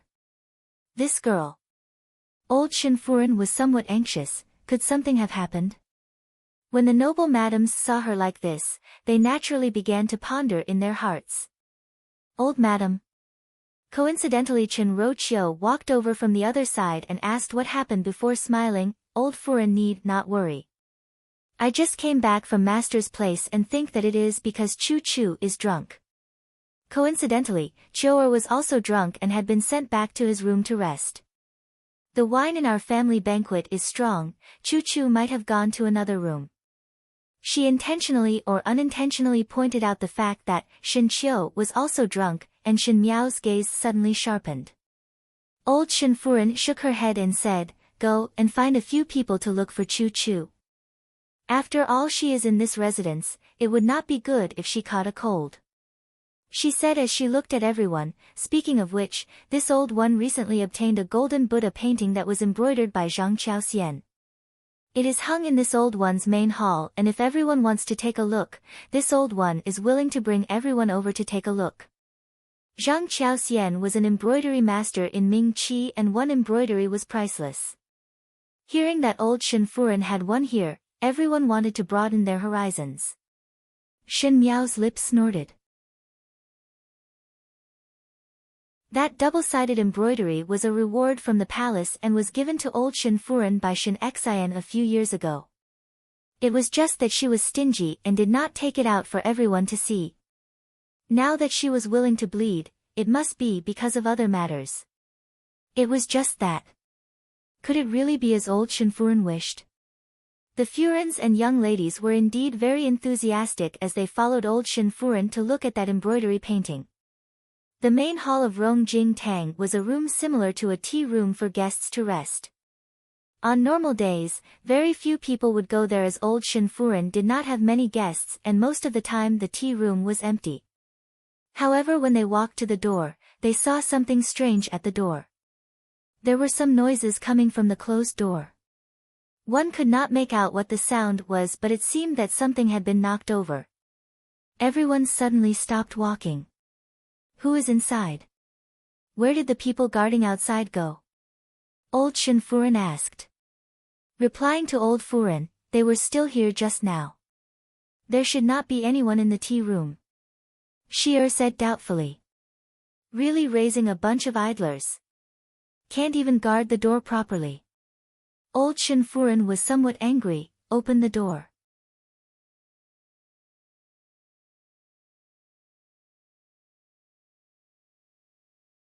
Chapter 319. Open the door.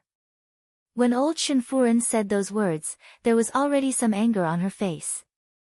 The madams had always been the type to watch a good show, so none of them left. Chen Roqiu comforted, Mother, do not be angry.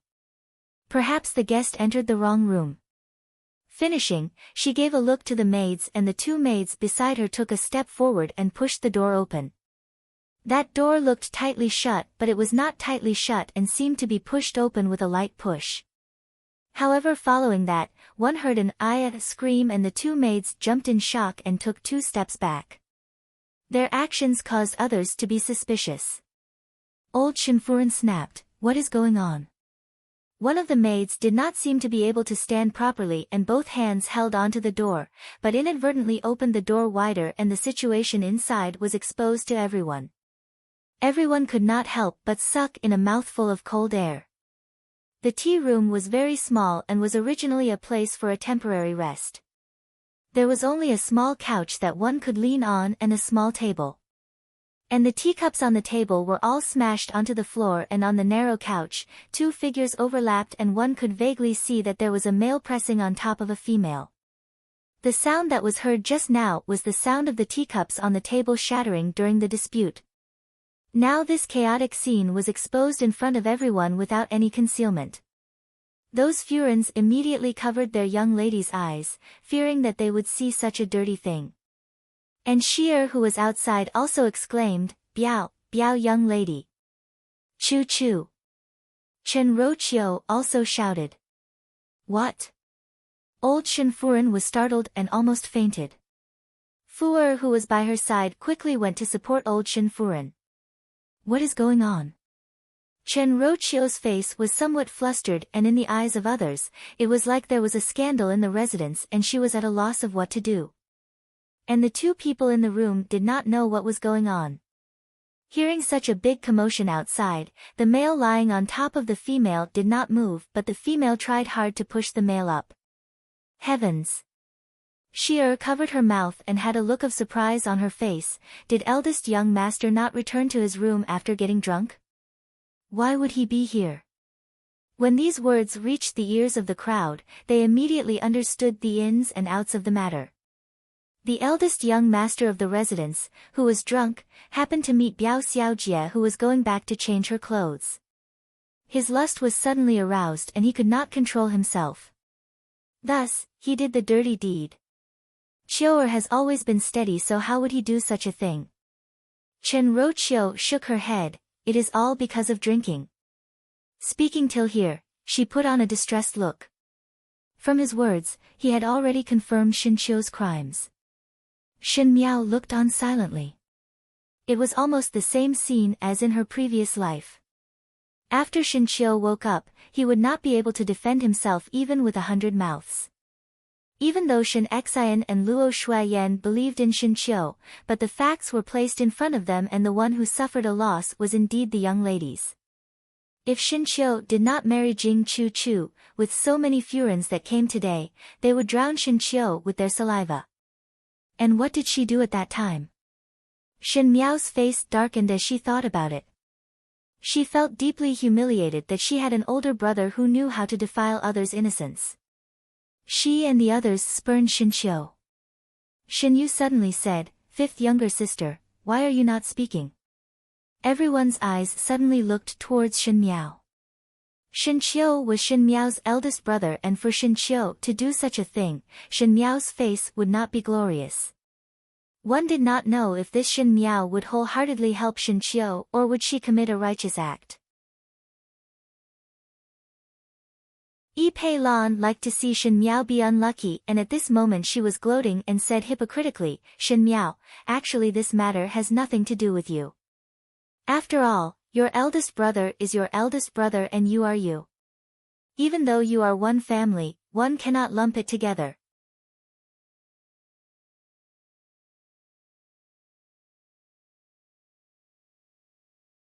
Chapter 320. But the more she said it, the more it reminded everyone that Shen Miao was Xinqiu's younger sister. If Xinqiu's conduct was bad, how good could Shen Miao be? "I just find it strange," Shen Miao lightly said. "Instead of solving the matter, one is discussing here. Why not get someone to call the outsiders at the Shen residence's doors to watch the commotion? After all, there are many people." Her sarcasm was like a knife that hit the bull's eye. Yes, such a thing had happened. If it was an ordinary family, they would immediately think of ways to cover it up, but this old Shenfuren and Chen Roqiu seemed to be eager for more people to know and even started discussing at the doors. What kind of intentions were these? At least it was not good intentions. What was the reason for this? Chen Roqiu and old Shenfuren were somewhat embarrassed, but heard Shen Miao continue to speak lightly. "Even if my mother is not here, there should be someone to preside over the overall situation. Could it be that second Shen is replaced with third Shen and third Shen do not know what to do?" Chen Roqiu's face suddenly turned green and even Xin Yu's expression was not good. At this time when Ren Wanyun was mentioned, everyone's eyes were somewhat meaningful. Chen Roqiu was even more angry. Shen Miao's words were clearly saying that her ability to preside over the overall situation was not as good as Ren Wanyun, which was not slapping her face. Shen Miao was after all a person who had stayed in the inner palace for many years and which female in the inner palace were easy to deal with. Even if they were to engage in a verbal battle, it would be like swords flashing and one sentence could have 10 meanings. Now her words did not seem light nor heavy, but it made one think deeply. Just because Luo Shuiyan was not here, one could casually bully Xinqiu. And seeing Xinqiu's scandal, one did not care and even let everyone know about it. More importantly, the various Furins were not fools. Previously they were shocked by the situation in front of them and neglected other things, but Xin Miao's calm attitude made them gradually calm down, and when they looked inside again, it was somewhat unclear. It was said that a scandal had happened, but who knew if this scandal was man-made or not? Old Shen Furen was angered by Xin Miao's words and said, "Fifth girl, such a thing happened to eldest brother and you have this kind of attitude. You are really stubborn." Shen Miao almost laughed, but she shook her head. This matter is considered a big matter. It is better to invite father, second and third Shu over before making a decision. Old Shen Furen was stunned, Chen Roqiu was stunned, and even all the Furins present were stunned. For this matter, it was better if fewer people knew about it, but now Shen Miao was eager for more people to know about it. Chen Roqiu's heart was somewhat uneasy. She did not know why, but even though everything was going according to her imagination, she felt that something was not right. The door was wide open, and there seemed to be no movement from the person inside. Old Shen Furen's maids wanted to close the door but heard Shen Miao sneering, "Do not close it. Since what should be seen has been seen, then closing the door would only be burying one's head in the sand. Who still want to see, one can take a closer look." Even at this time, old Shen Furen also felt that something was not right. She wanted to let people enter the room, but Shen Miao's overbearing attitude made one surprised. At this moment it was hard to get off the back of a tiger, and if she were to do anything more, it would only make things worse. Old Shen Furen could only suppress the uneasiness in her heart and helplessly looked at Shen Miao instructing people to invite Shen Xian and the rest over.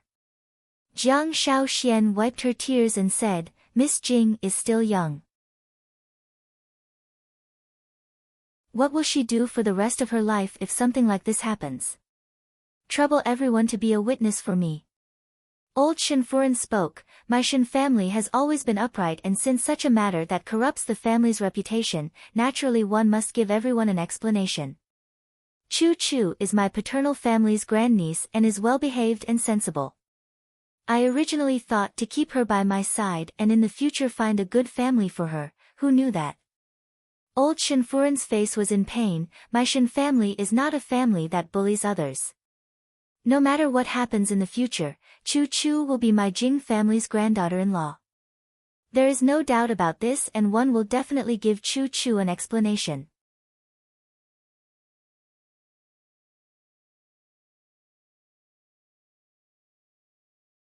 Chapter 321.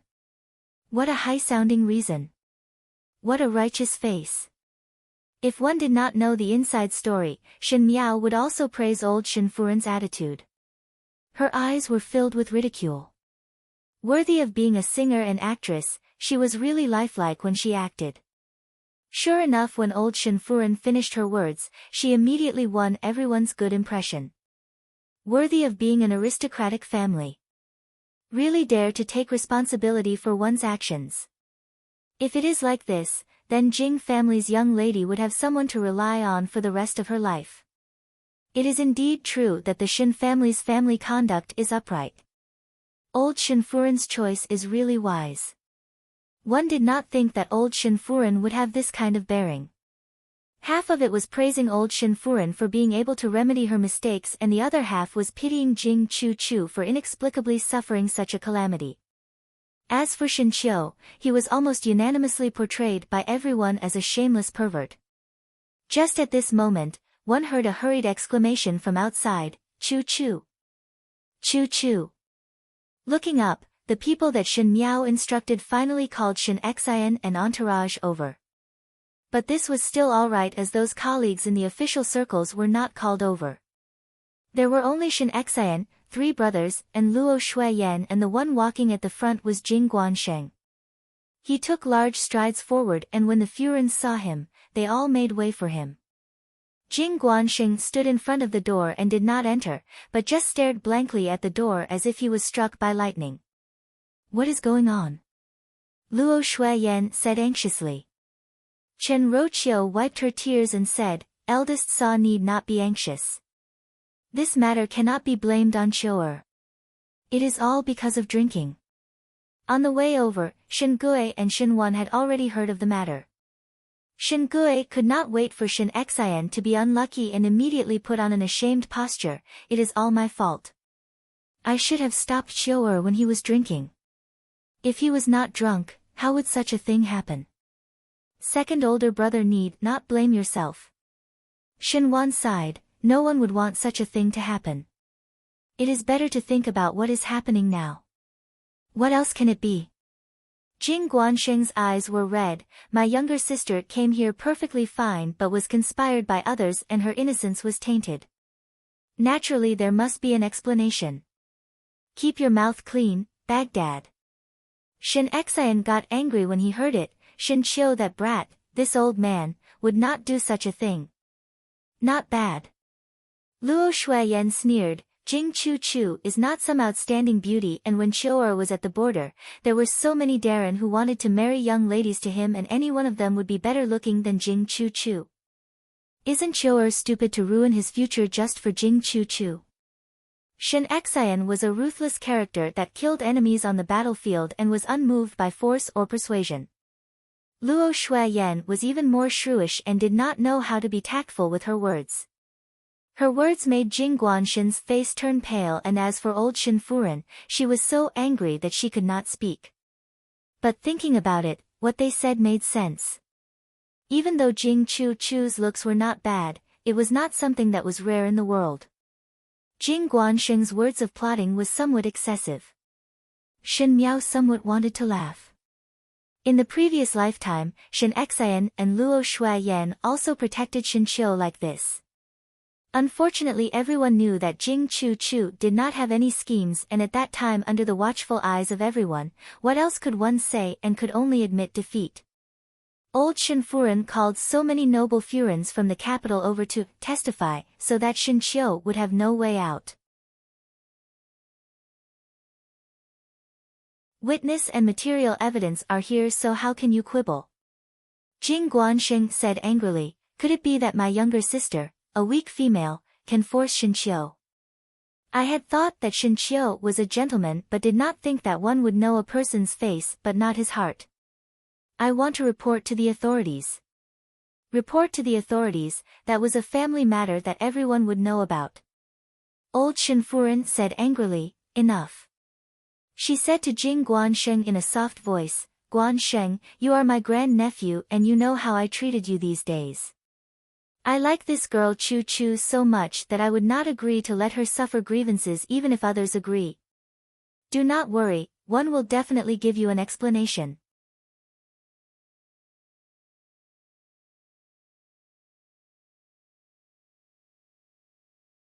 Chapter 322. Eldest Families. Old Shen Furen changed the topic and angrily said to Shen Xian, this matter is Qiu'er's fault first. How did your father teach you in the past? The Shen family's way of doing things is indomitable and one must be responsible for the young lady's innocence.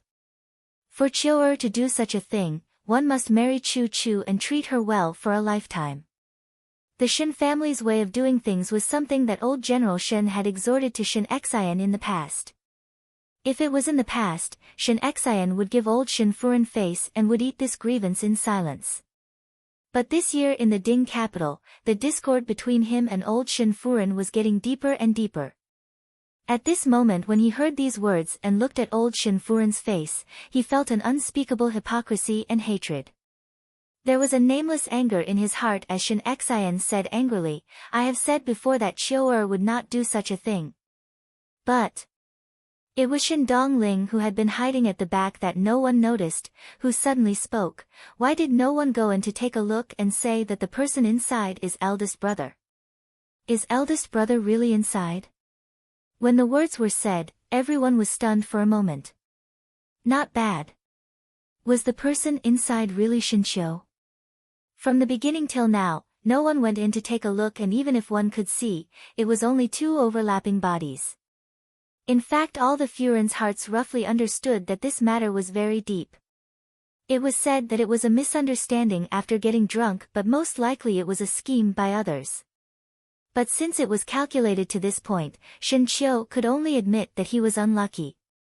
Chen Roqiu smiled. Dong Ling, what are you talking about? Only Qiu left the banquet after getting drunk, otherwise who else could it be? There is also second older brother. Shen Miao said lightly. Why is second older brother also missing? Why is it that only my eldest brother is responsible? Younger sister, what responsibility are you talking about? An abrupt voice suddenly sounded and Chen Roqiu's brain exploded. Everyone turned back to look. Not far away, Shen Qiu was dressed in fresh clothes, and beside him stood Feng and Ning, who was looking at everyone with some puzzlement. And Ning. Feng Furen jumped in shock and quickly went over to pull her away and reprimanded, "Why are you running around?" "I went to the washroom and got lost." Feng and Ning said innocently, "After going around for a long time, I could not get out and coincidentally met eldest brother Shen, so he brought me over." "What happened?" Shen Xian and Luo Shuiyan were only startled for a moment before Shen Xian laughed out loud. That laughter, in the ears of everyone present, was filled with pride. Shen Qiu was perfectly fine here, so who was the person inside? "I've seen enough." Shen Miao smiled. "Someone, let us see clearly who the person responsible is." It was already too late for old Shen Furen to stop her. The maids by Luo Shuiyan's side were all strong, and without waiting for Chen Roqiu to speak, they rushed in first. Their movements were too fast, and before anyone could react, they heard a groan from inside. Two maidservants had already brought the man to the front of everyone. Replying to "Madam, it's the second young master." Shen Yuan's clothes were disheveled and his flushed face appeared in front of everyone. Compared to Shen Qiu, who just shouted out the name but did not go in to check, this kind of evidence was almost irrefutable. Everyone's eyes uniformly looked towards Shen Gui and old Shen Furen. Shen Miao's voice of ridicule sounded, "What? So it was just a misunderstanding. Everything was fine and almost made eldest brother the scapegoat. Next time all of you servants better open your eyes wider. If this matter of spoiling one's reputation were to be spread out, one would be imprisoned." "Younger sister, what are you talking about?" Shen Qiu scratched his head. "What scapegoat do I have to carry?" "Qiu, someone wants to shove a daughter-in-law to you." Luo Shuiyan could see that just now old Shen Furen and Chen Roqiu were pressuring her, and now it was just a false alarm. The nameless fire rose up and her words became more impolite. "I said that our Qiu's daughter-in-law must be seen by me personally, and Qiu scrupulously abides by his duties, so how would he casually bring a daughter-in-law into his own room?"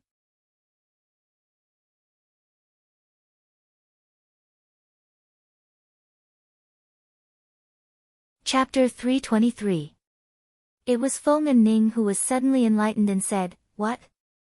I have always been together with eldest brother Shen, and it seems that eldest brother Shen had just sobered up. But one had only heard of forceful marriage. Could it be that there is a forceful marriage now?" Feng and Ning was also a talent, and she deliberately exaggerated it, causing Feng Furen's face to change as she reprimanded, "And Ning." Feng and Ning stuck out her tongue and no longer spoke. "Grandmother, Biao older brother, second Shu, with the current situation, what can be done?" Shen Miao said in a difficult manner, but her expression was leisurely and anyone could see that she had the mentality of watching a show. What was called slapping one's face? This was called slapping one's face. Old Shen Furen was somewhat flustered.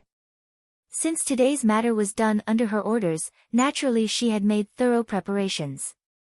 But why did Shen Qiu become Shen Yuan? She did not know what happened. But when she saw Shen Miao's beaming smile, old Shen Furen understood in her heart that Shen Miao was definitely involved in this matter. Shen Gui was also silly. He heard that Shen Qiu had committed a mistake, so he specially came over to watch the show. One had to know that a person's reputation would affect one's career in the court, else those imperial censors would not be able to receive such a high salary. Now Shin Qiu had become Shin Yuan, and Shin Yuan had just returned to the capital to take up his post when such a thing happened. Was this not cutting off his official career path? The young ladies were still somewhat confused, but the Furins could see it clearly. Today's matter was obviously a play that the Shin family put on by themselves. It was obvious that someone wanted to use Jing Chu Chu to trick Shin Qiu once, but who knew that at the end Shin Qiu became Shin Yuan? Thinking about Shin Miao's attitude from the beginning till now, how did it turn into such a situation? Naturally Shin Miao was involved. Everyone said that the D5th young lady of the Shin family was an idiot and was treated as a love-struck fool, but looking at it now, no one would dare to treat her as a love-struck fool in the future. One fear that the person who set up the scheme today did not expect to be counterattacked. Even those who were invited as witnesses had now become Shin Miao's bargaining chips. Old Shin Furin was riding a tiger and it was hard to get off. She rolled her eyes and was about to pretend to faint to get rid of the matter when she heard Shin Miao said, "Biao older brother, you as her older brother must be very sad that Biao older sister met with such a matter. Do not worry, grandmother had just said that one would definitely be responsible for Biao older sister." Old Shin Furin did not feel dizzy in a split second and stared at Shin Miao. Yuaner is still unconscious at this moment and it is obvious that he was schemed by others. "Fifth girl, you must not speak nonsense." "Old madam, what are you saying?" Not waiting for Shin Miao to speak, Luo Shuiyan first exploded. "Just now when you said that the person inside was Qiu, you had never heard that you were thinking for him. Yuaner is your grandson, isn't Qiu also your grandson? This bowl of water of yours is quite peaceful, right?" Luo Shuiyan was not afraid to shed all pretense of cordiality with old Shin Furin as she had such a fiery temperament. With a flurry of words, old Shin Furin could only say angrily, "You are rebelling. Grandmother, let us first talk about how to deal with second older brother's matter." Shin Miao gently smiled.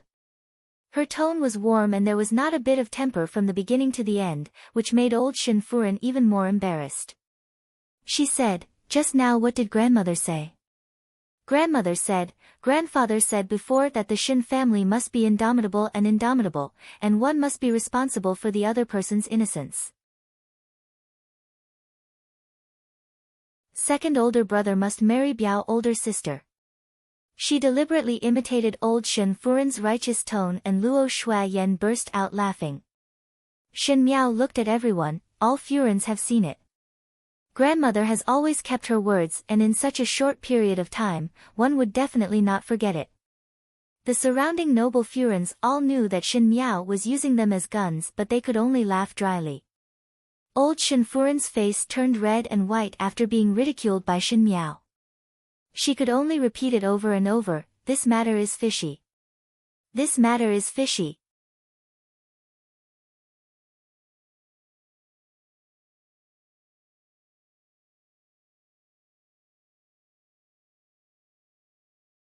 Chapter 324. I also feel that this matter is fishy. Shin Miao raised her eyebrows, "So it is better to report to the authorities." "Father, your subordinates acted quickly, it's not too late to go to the capital governor now." Before he could finish, Shin Gue shouted, "No." Shin Miao was surprised, "Why is it not working again?"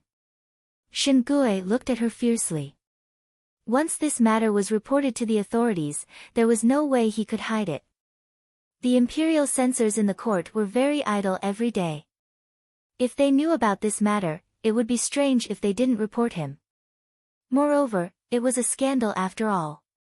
What good would it do if everyone knew about it? Forget it. Shin Miao waved her hands with a headache. After all, this matter still depends on Biao older brother's opinion. She looked at the gloomy Jing Guanshin and smiled gently. Biao older brother is the one who is most distressed. Jing Guanxing did not speak. Old Shin Furin said angrily, "First find a physician to take a look." Jing Chu Chu and Shin Yuan did not make any movements and one feared that they had fallen into a scheme, thus old Shin Furin was unable to vent her anger. One had to know that everything that happened today should be Shin Qiulai's misfortune, but who knew that it had become Shin Yuan's misfortune, but she could not say it. Chen Roqiu was busy dealing with the various Furens. Those Furens and young ladies had seen enough of a good show and knew that today it was just a fight between Shin Miao and the rest of the Shin family, but in the end Shin Miao won. They promised not to tell, and took their leave. Feng and Ning winked at Shin Miao before leaving with Feng Furen.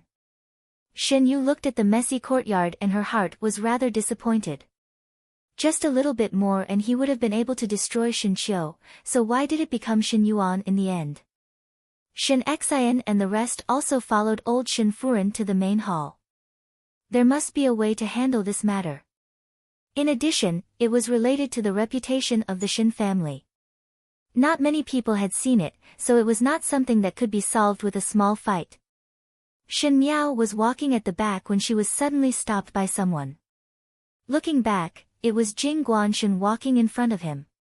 Shin Miao's stature was small and Jing Guan was slightly plump and tall, thus standing in front of Shin Miao was quite oppressive. The usual smile on his usually gentle and amiable face had already disappeared, leaving only a vicious and gloomy expression, as if a wolf in sheep's skin had revealed its true colors. He said, "Fifth sister, did you do this?" "Yes." Shin Miao readily admitted. Not expecting that Shin Miao would say that, Jing Guanshan was surprised for a moment before he angrily raised his fist at Shin Miao and was about to swing it down. Jing Zhe and Gu Yu quickly blocked as Shin Miao looked at him coldly. "It was done by me. What can you do to me? You are shameless." Jing Guanshan roared. "The shameless one is me." Shin Miao looked at him. "Biao older brother, do you dare to say that you are not aware of today's matter?" Jing Guanshan was stunned and stared angrily at him. As Jing Chu's elder brother, how could Jing Guanshan not know old Shin Furen's plans? It was beneficial for him to let Jing Chu become Shin Qiu's Furen, but who knew that at the end it became Shin Yuan? "You let your own sister become a bargaining chip, and now you say that I'm shameless. Cousin, don't you think you're too disgusting?" Shin Miao smiled. It's a foregone conclusion. Cousin, why don't you think about it in another way? Shin Miao looked at him calmly. "Biao older sister has already lost her innocence in front of so many people. In the future it would be very difficult to marry into a good family and become Biao older brother's bargaining chip.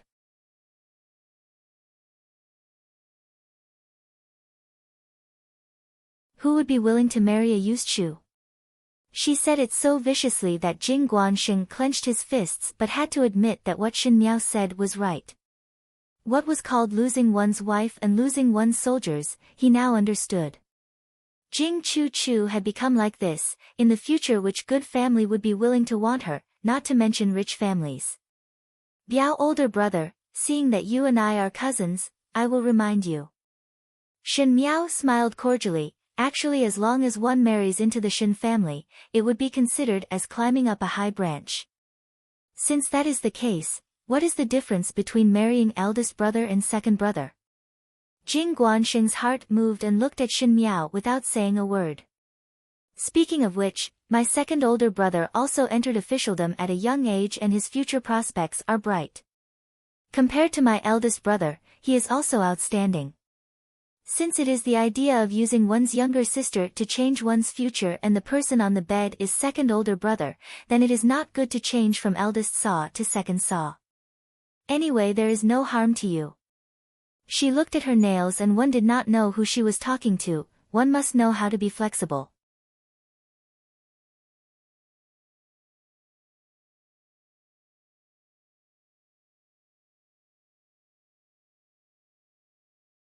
Chapter 325. The scandalous matter in the Shin residence's family banquet did not spread out. But the so-called spread was only between the commoners. As for the aristocratic families, they had always been inextricably linked. This Furen treated it as a joke to that Furen, but in private it had already been spread around. And old Shin Furen's self-righteous words also forced herself to a dead end. If she did not do as she said, it would be a clear slap on her face. If she did as she said, she would lose her most outstanding grandson, so how would she be willing to do so? But because of this matter, the first household and old Shin Furen's relationship was completely stiff. Originally it was only the second and third household that were estranged, but old Shin Furen's subtle attitude at the family banquet made Luo Shuiyan and Shin Xian feel like a fishbone was stuck in their throats. They were not people who would swallow insults and humiliation, so they simply folded their arms and watched a good show. After Shin Yuan and Jing Chu Chu woke up, Jing Chu Chu naturally cried again and said that she was dragged in by Shin Yuan. Shin Yuan was furious and said that he did not know what happened when he fainted, and when he woke up, he was already lying together with Jing Chu Chu. He could not recall these matters, and it was possible that Jing Chu Chu was still a virgin.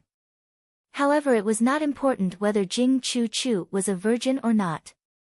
After seeing such an erotic scene in front of so many noble Furens, the rest of Jing Chu Chu's life would be over.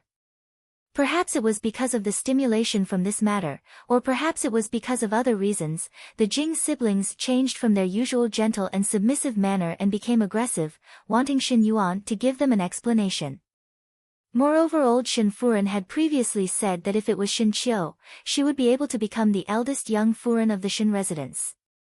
Now that it was Shin Yuan, naturally Jing Chu Chu would become the second young Furen of the Shin residence. Old Shin Furen's calculations were exquisite. How could she let such a thing happen? Shin Yuan was her most outstanding grandson, but he wanted to marry a young lady from a small family, so she immediately found some excuses to decline. Jing Guansheng looked refined but was incomparably astute in his bones.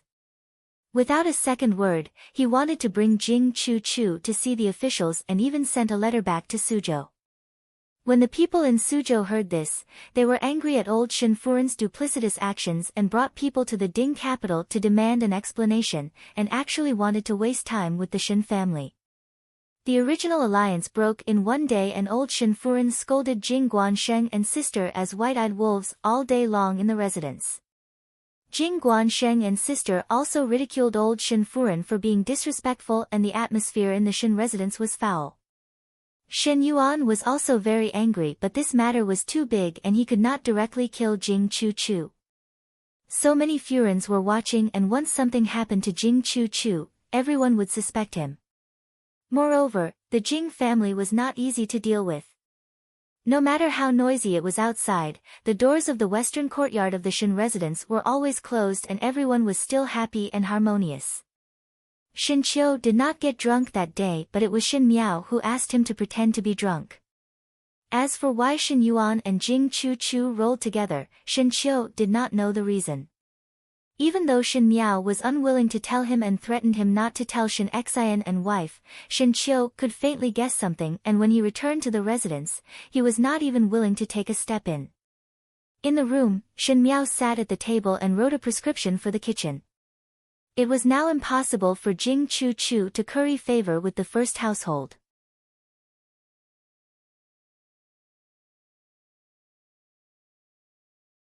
Thus there was no need for her to go to the sword practice grounds every day to keep an eye on it. But Shin Xian and the rest of the soldiers were eagerly looking forward to Shin Miao's desserts and soup. Shin Miao was too lazy to do it herself, so she wrote some prescriptions for the kitchen. In the end she was praised every day, and those soldiers were more respectful to her than Shin Qiu. Luo Shuiyan also asked, when did Jiao Jiao know so many prescriptions? Could it be that she is interested in cooking? Shin Miao vaguely responded. She was after all not the kind of docile woman who was willing to wash her hands and cook soup. It was just that in her previous life, in order to please many people, she had condescended to learn some cooking methods from the imperial chefs. It was just that no matter how well she did in the past, the people who were being fawned upon would not be moved. But now... Shin Miao shook her head. This roughly meant that pleasing a person and pleasing a beast were different. Some people knew how to be grateful, and some people would only bite the hand that fed them.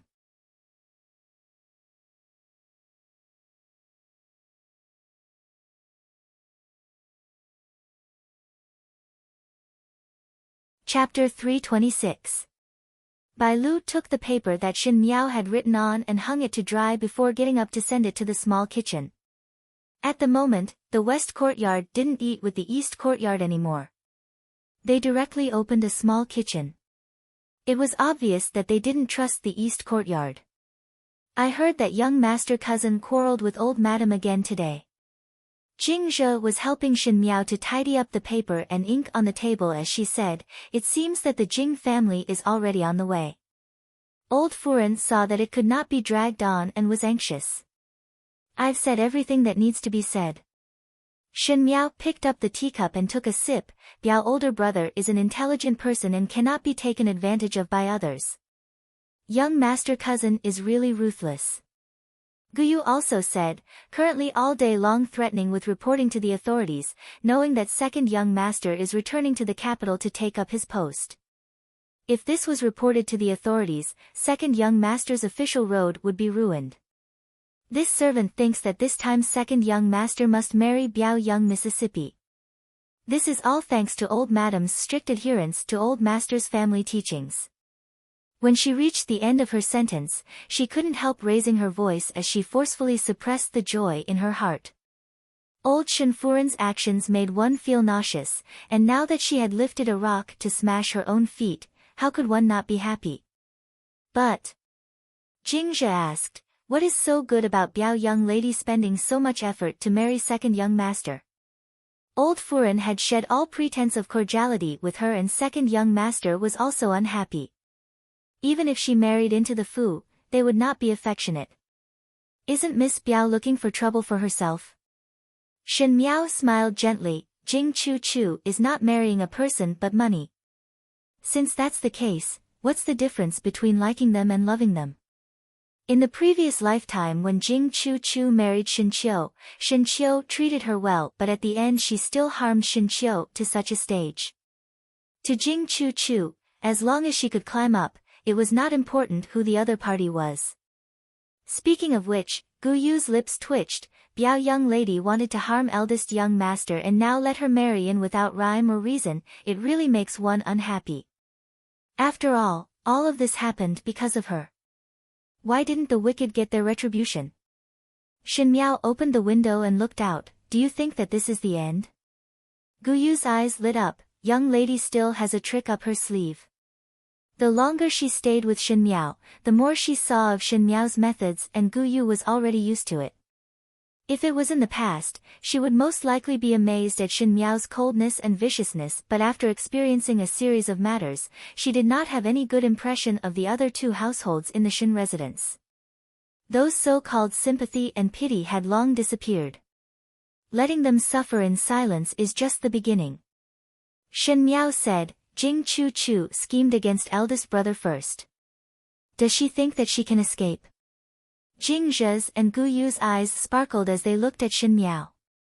Shin Miao waved her hands, first go and settle the money for Fu'er. Old Shin Furen was recently busy dealing with the siblings Jing Chu Chu and Jing Guansheng, thus she did not bother to investigate the truth as to why the person was changed at the end of the family banquet. Sooner or later Fu'er would be married off to the steward's one-eyed son. With more money, he would think of ways to help her escape from the Shin residence. Gu Yu received the money and smiled, this servant understands. Biao young lady's personal maid should also send a portion of money over, right? Shin Miao nodded in satisfaction, not bad. The most painful thing to bite was the dog raised by one's side.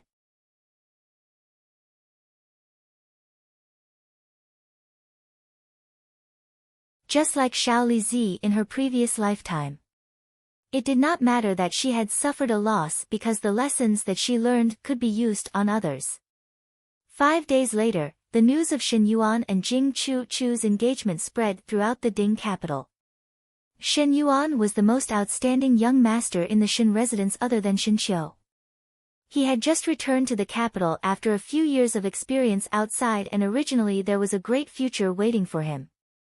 There was no lack of good-looking young ladies in the Ding capital and if one were to seriously pick, it would not be difficult to find a wife that could help him.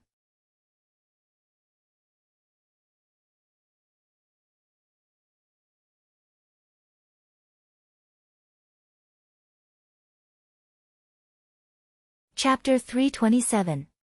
But at the end the choice was a poor young lady from Suzhou. Even if it was old Shinfuren's maiden family, if it was other matriarchs, they would definitely not let this kind of poor and white person be a young Furen of a noble family. Who would not know about the matter in the Ding capital? It was rumored in private that the reason why Shin Yuan married the Jing family's young lady as his wife was because he slept with the Jing family's young lady when he was drunk. And this Jing family was not easy to deal with, as they kept on saying that they would report to the authorities. Marrying a poor and white young lady was much better than being reported by the imperial censor and losing his official's hat. Shin Yuan was also forced into a dead end before he resorted to such a scheme. This matter was passed around as a joke in the circle of nobles, and for a few days, Shin Gui would receive the looks of a joke from his colleagues when he went to court, much less Shin Yuan. Naturally their reputation was greatly damaged because of this matter, but to Jing Chu, it was not related at all. She sat in the room and tasted the snacks out of boredom. After shedding all pretense of cordiality with old Shinfuren, Jing Chu's original gentleness was all gone and her nature was completely exposed. She grabbed onto Shin Yuan's soft ribs and ate the Shin residence's things, living a very comfortable life. Beside her, the one who was tidying up the room was her personal maid Tao Yuan. Jing Chu did not trust the people of the Shin residence, and now everything was handed over to Tao Yuan alone. Tao Yuan said, "It seems that Master and Furen will arrive in a few days. At that time young lady's marriage would be bustling, and when it is spread back to Suzhou, it would be very glorious." Jing Chu smiled, "It is not in vain that my painstaking efforts are not in vain." But Tao Yuan was somewhat worried. Now that second young master and old Furen of the Shin family treat young lady so badly, in the future when young lady marries over, what if they bully young lady? What is there to be afraid of? Jing Chu opened a box of rouge in front of her and looked at it. "I have already inquired about it. Second Biao younger sister is dead and second Biao Shen is currently crazy and cannot preside over the overall situation. There is only one Yinyang in the second household. A Yinyang would not be able to intervene in the D son's affairs. As for Biao older brother, he would not stay in the residence every day. At that time I would be alone in the second household's courtyard and can do whatever I want and have a lot of freedom. It's much more comfortable than marrying into the first branch." Be that as it may. Tao Yuan shook her head. "But if second young master marries some concubines in the future and brings trouble to miss, it's up to you now." Jing Chu looked at Tao Yuan and said as if she was giving alms, "These few years you have been by my side and I see that you are loyal and handsome. If there is a day, I will let second Biao older brother accept you and you can help me win him over. This is considered as my repayment for your loyalty." She smiled with satisfaction. Not everyone has the good fortune to become a concubine of a wealthy family from a maidservant. Tao Yuan lowered her head and quickly said, this servant will listen to young Mississippi." Jing Chu closed the rouge and her gaze landed on a bracelet on the dressing table. She could not help but pick it up and stare blankly at it. Upon seeing this, Tao Yuan said in surprise, "Isn't this the bracelet that young master's son gave to young miss?" "Gentleman's son." Jing Chu muttered and her expression was somewhat erratic. "Speaking of which, gentleman's son treats young miss very well." Tao Yuan said with a smile, "One do not know how sad he would be upon hearing the news of young miss's engagement."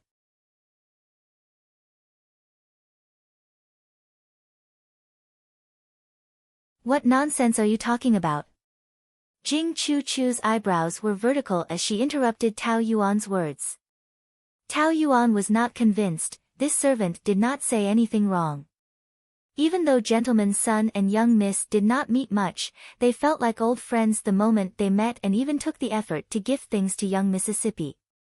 It could be seen that he really put young miss in his heart. If it was not for second young master's matter, gentleman's son would definitely think of ways to marry young miss as his wife.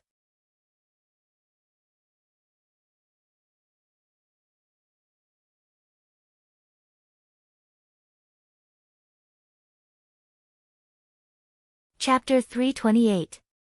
Jing Chu was surprised for a moment and there was a trace of blush on her face as she shook her head. The minister's residence is a noble family, how would they marry a person like me who left home with nothing as a wife? But gentleman's son really loves young lady. Tao Yuan's words were somewhat outspoken but Jing Chu was not angry and instead seemed to be somewhat happy. Tao Yuan continued, it would be good if gentleman's son becomes the son-in-law of the Jing family. Compared to second young master, gentleman's son loves young lady like jewels. If one were to marry over, gentleman's son would also hold young lady in the palm of his hands. Do not speak any more. Jing Chu suddenly interrupted her words, since I have already chosen the Shin family, there is no meaning to talk about gentleman's Sunday. As she spoke, she was somewhat sentimental. Shen Yuan and Jing Chu were not that close and because of the previous matter, they were in a mutually hostile position. The more it was at this time, the more she remembered Sun Kai Nan's good points. Sun Kai Nan was a talented person, generous with his actions and was gentle and considerate towards her. It would be a lie to say that she was not tempted.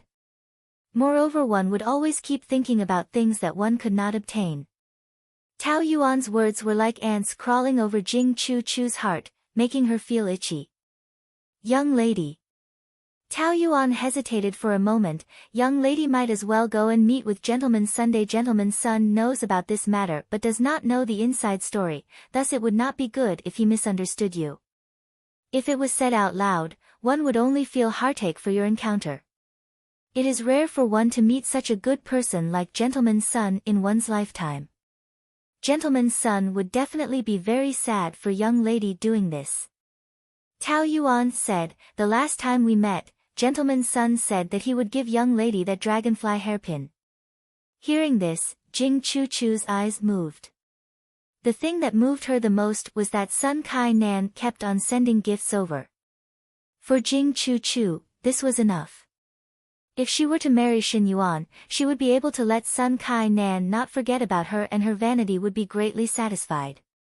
Seemingly after thinking for a long while, Jing Chu then made up her mind, what you said is reasonable. I should explain to him. But now that young lady has an engagement with second young master, this matter cannot be seen by outsiders. Tao Yuan said, it is better to hand it over to this servant. This servant will find a place where there is no one around. At that time, young lady and gentleman's son will be able to explain clearly and it would be considered as not letting him down. Jing Chu nodded her head. Shen Yuan strode into the courtyard, the veins on his forehead throbbing. Over the past few days, he had endured the strange gazes of the crowd every day. In fact, it was not that others could not see that Shen Yuan was schemed by others, at least it was not the first time that he slept with someone's daughter after getting drunk. Whether it was intentional or not, these few years they had seen it a lot. What everyone cared about was that a young talent like Shen Yuan would actually fall to such a crude and direct method of the woman in the inner courtyard.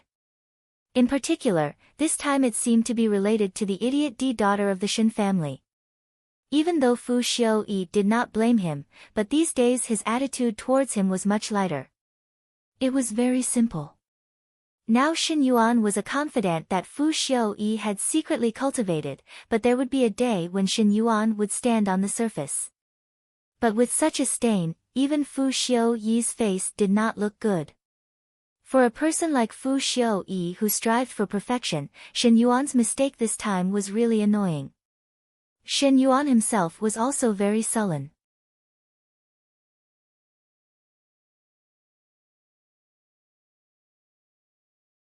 After being treated as a joke by others, he still had to marry Jing Chu, that female who only looked good. Everyone knew that Jing Chu was a vulgar female who only looked at money and did not recognize people, but he actually wanted to marry such a female as his wife. Even if in the future any official's young lady were to look at him, she would not be ridiculed by others for marrying in.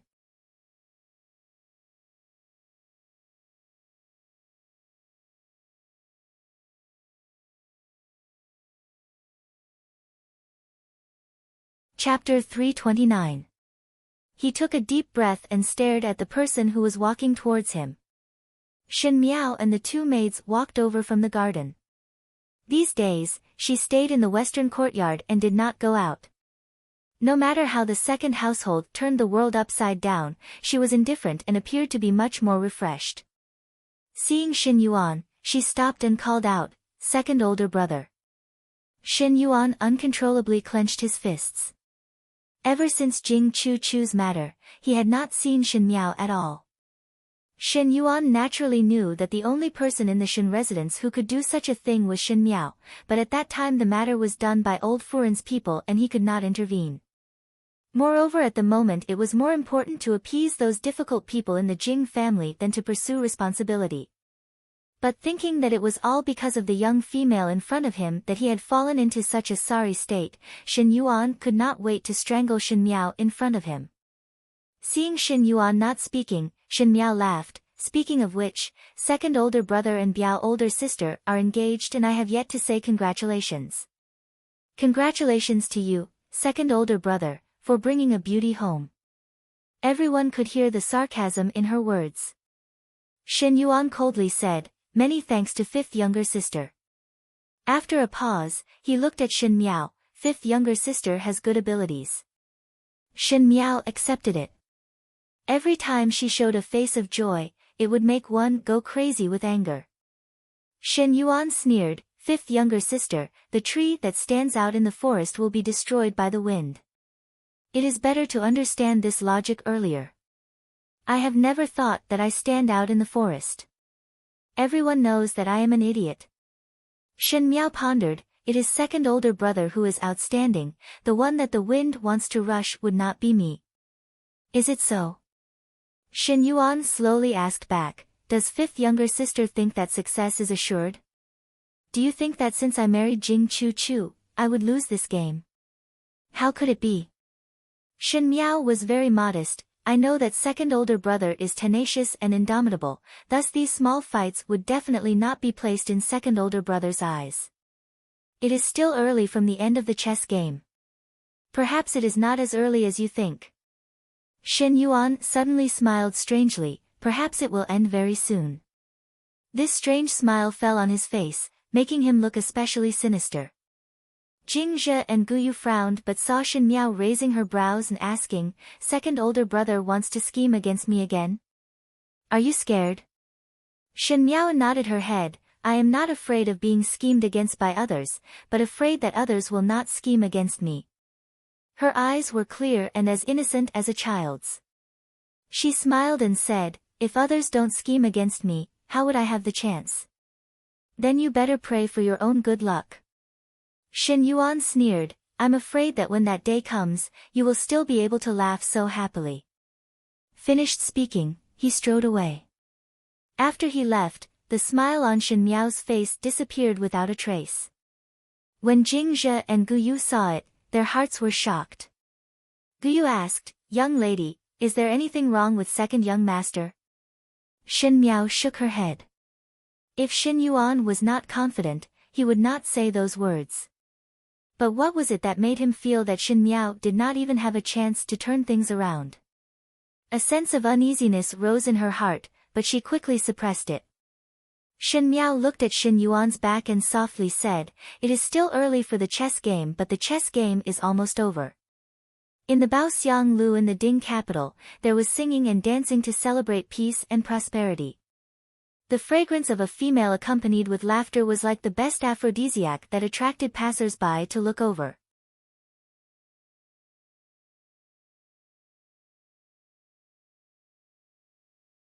It was just that their gazes were filled with yearning and envy, but they were shy and could not put on a show of throwing away 1,000 gold for a beauty. In the small building, in the tea room, the tea on the table had already turned cold after being left for an entire night. The guard in front dozed off and almost knocked over the teapot, startling him to the point that his sleepiness flew away. With a flick of his toes, the teapot that fell onto the floor steadily stopped on his boots before he picked it up and placed it back on the table.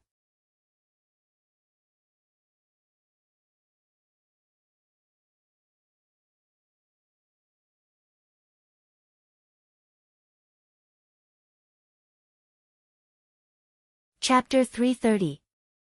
Mo Qing secretly heaved a sigh of relief. In this Bao Xiang Lu, even the most unremarkable cup was made by the best craftsman, and if it was broken, one would have to compensate. Even though Shen Miao gave him a lot of banknotes, but those banknotes were only used to look for young ladies and not to compensate. Pa, applause sounded, and the beauty on the bed looked at this scene coldly and flattered in a neutral tone. Good skills, good martial arts. Really an eye-opener. Mo Qing looked away and did not look at the female's bare shoulders. Looking at the sun outside the window, his heart was happy. The sun had come out and the night had passed, and he could relax for another 3 days. As he thought about it, a trace of relaxed joy rose on his face, and he was about to stand up and leave. He was happy, but someone's pretty face turned frosty from the joy on his face. Without waiting for him to stand up, Lu Ying sat opposite him and said, "Gentleman." Mo Qing looked at the other party without any expression. Lu Ying sized him up. It had been more than a month since Mo Qing came to Bao Xiang Lu to pick young lady Lu Ying, and would come every 3 days. The money was very straightforward, but every time he picked Lu Ying, he would not do anything and just sit by the window for the entire night. At the beginning Lu Ying thought that it was Mo Qing playing some tricks. She had fallen into prostitution for many years and was trained by her mother since young, so she knew that some guests had their own quirks, and this Mo Qing was most likely one of those guests with quirks. But as the number of times increased, Lu Ying also felt strange. She had tried to tease Mo Qing, and if it really did not work, then naturally he would not budge. But Mo Qing would often be teased by her until his ears turned red, but he had to pretend to be serious and indifferent. Obviously he was a virgin. But Mo Qing's martial arts skills were high, and Lu Ying could not get close to him. She had always been flattered by males, and it was the first time that she was being chased like this. She felt that it was degrading, and later she did not do these pointless fights. But every time she saw Mo Qing's relieved expression the next morning, she would feel annoyed in her heart. She was not a scourge or fierce beast, so why would Mo Qing hide from her? If Gentleman Mo dislikes that Lu Ying's body is not clean, you can look for other young ladies in Bao Xiang Lu. Lu Ying's pretty face turned cold, and she said in a fit of pique, "Every day there will be young ladies who are very clean, and there are also a lot of virgins. Gentleman Mo need not waste money here with me and cause misunderstandings." Mo Qing felt embarrassed in his heart and did not look at Lu Ying. The task that Shen Miao gave him really made him feel like he was sitting on pins and needles. He would rather go to the Shen residence to keep watch at night than to linger in the brothels. Seeing that Mo Qing did not speak, Lu Ying was even angrier as she said, "Gentleman Mo should not come over next time. Lu Ying cannot afford Gentleman Mo's money. Take the money and do not do anything, do not smash the signboard that I have painstakingly built." As she spoke, she turned around and no longer looked at Mo Qing. Mo Qing touched his nose and felt that it would not help no matter what he said. After all, he would come here every few days to do this kind of thing. Not to mention Lu Ying, he himself felt that he was like a fool. Bao Xiang Lu was not a place to drink tea, and in Lu Ying's eyes, most likely it was incomprehensible. Without saying anything more, Mo Qing put down an ingot of silver and left the door. After Mo Qing left, Lu Ying's maid came in to clean up, and when she saw Lu Ying's unhappy gaze, she comforted, "Young lady, do not be angry. Gentleman Mo always took the money every time." Looking at the ingot of silver on the table, Lu Ying was even angrier.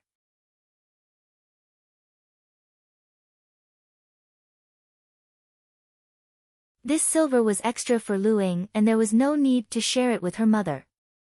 She turned her head to look out of the window and said angrily, "Who wants it?" But her eyes were looking at the figure outside the window. Mo Qing uncomfortably pushed away the young lady who was trying to throw herself at him and walked out of the door towards the far end of the street. "Gentleman Mo is a good person," the young maid muttered. "Who knows?" Lu Ying was about to withdraw her gaze when she inadvertently swept her gaze to the corner of the street. There was a person standing in the shadows and looking up, that gaze seemed to be looking at her. She was slightly surprised as it was too far away and one could not see the appearance clearly. She could only see a green robe, and even if it was only a shadow, it seemed to have a strong character. Oh.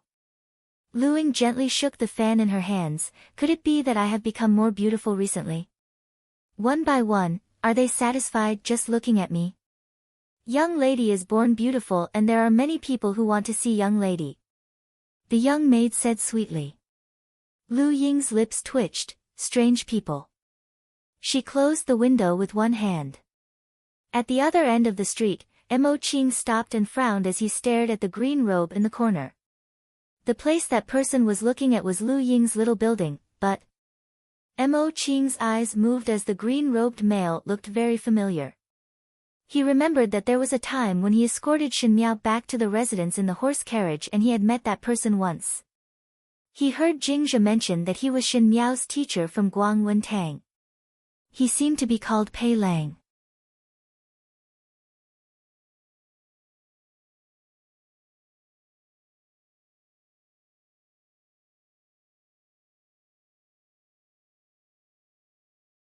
Chapter 331. The Jing family's people finally arrived at the Ding capital after a few days. As a small family from Suzhou, the Jing family had learned the face of a vile person who had gained power and power. When the Jing family's husband and wife knew about Jing Chu and Xin Yuan's matter, they first cried bitterly and lamented that their daughter's life was bitter. Following that, they clamored to report to the authorities to make Xin Yuan pay the price, and did not even agree to the engagement. On the surface it looked like so, but those with discerning eyes knew that the Jing family's husband and wife were just pretending to be obedient after getting the advantage, and wanted to act like it was Xin Yuan who wanted to marry Jing Chu. Old Shen Furen had been unreasonable in the residence for so many years, and the paternal family's tyrannical behavior was exactly the same as her. After a few rounds of competition, she was actually at a disadvantage. Since she agreed to marry Jing Chu in an 8-carrier sedan, she had to compensate with a large amount of betrothal gifts. Old Shen Furen suffered in silence and was unable to voice out her bitterness. Every day when she faced the Jing couple's greedy faces, she was so angry that her mouth was crooked and her eyes slanted, almost having a stroke. In a fit of anger, he simply hid in Rong Jing Tang and refused to see anyone. The Jing family obtained a chicken feather as a command arrow, and in just a few days, all the commoners in the entire Ding capital knew that Xin Yuan was going to marry Jing Chu from Suzhou. The commoners did not know the secret of the Shen family's banquet, and the rumors outside were that Xin Yuan was in love with Jing Chu's gentleness and beauty and treated her sincerely. The Jing family tried their best to portray Jing Chu as a beautiful female that could move one's heart. One did not know how others would see it, but one think that Xin Yuan was extremely depressed. In the minister's residence, Sun Kai Nan looked at the invitation in his hand, crumpled it into a ball and threw it into the wastepaper basket. Xin Yuan, that bastard, he said hatefully.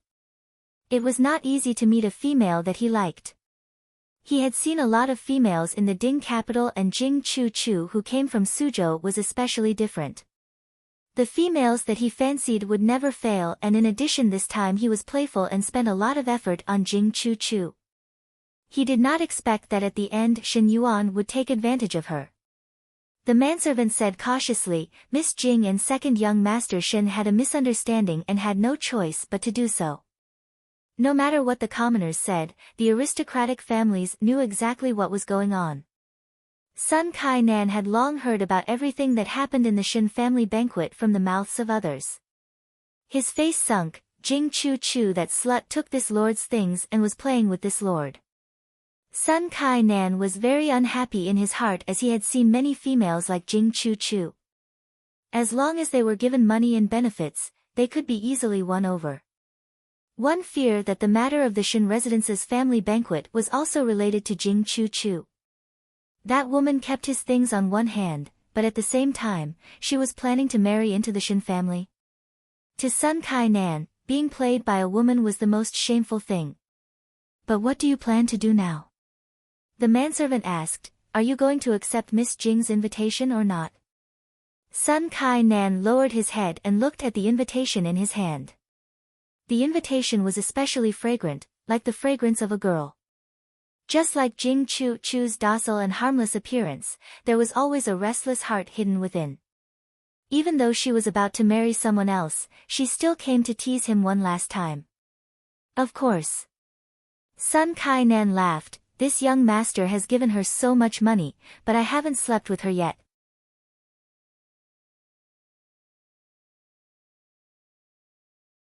He was already very dissatisfied that Xin Yuan had beaten him to it. How can I not sleep with him at least once? He glared at the manservant. Go, reply to the invitation. These days Xin Yuan was not in the residence, and no matter how mischievous the Jing family was, he rarely appeared. But it was hard on Chen Roqiu. On one side she had to deal with old Shen Furen's anger and at the same time satisfy the Jing family's insatiable appetite. The money in the public purse was getting lesser and lesser, only going out and not coming in, making one worried. Why is Furen so worried these few days? Shen Wan returned from court and asked when he saw the situation.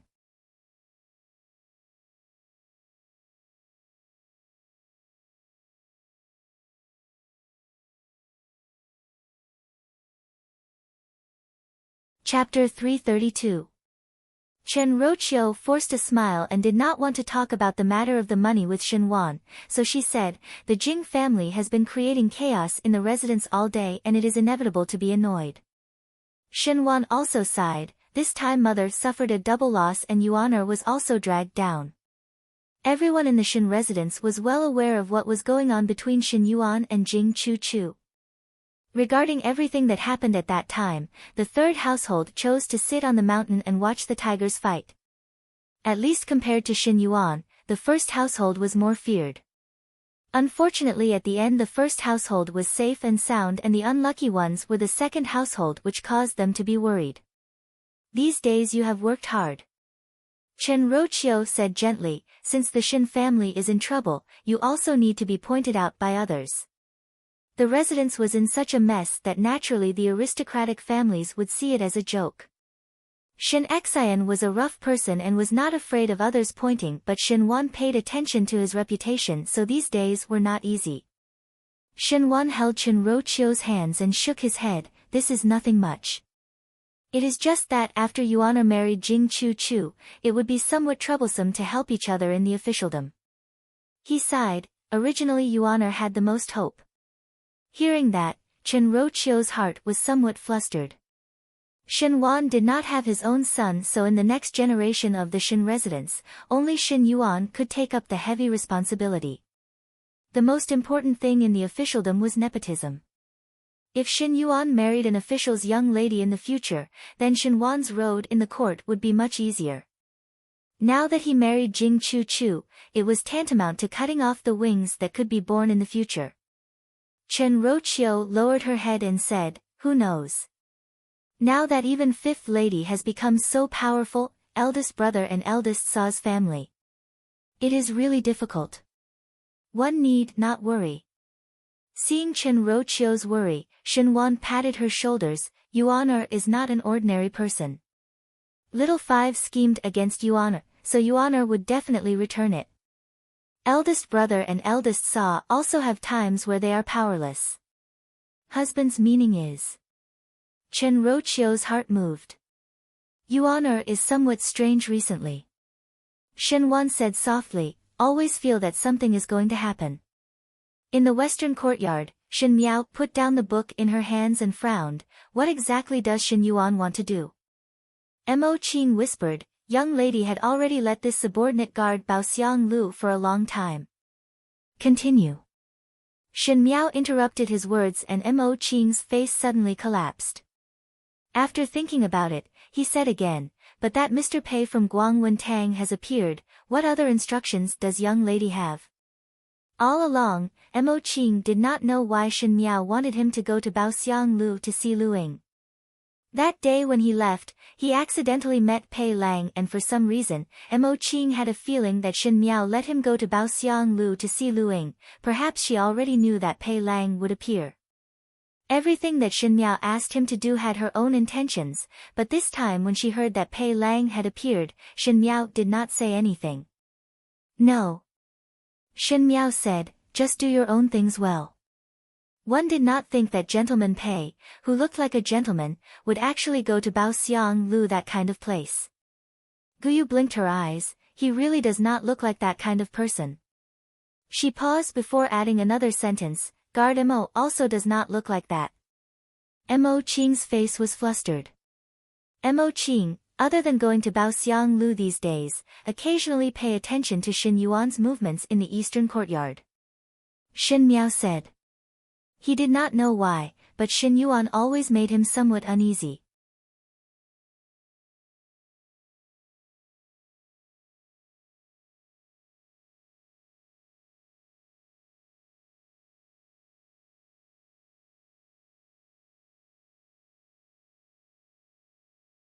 Mo Qing complied, and after Mo Qing left, Jingzhe asked, young lady, would second young master have any other bad ideas?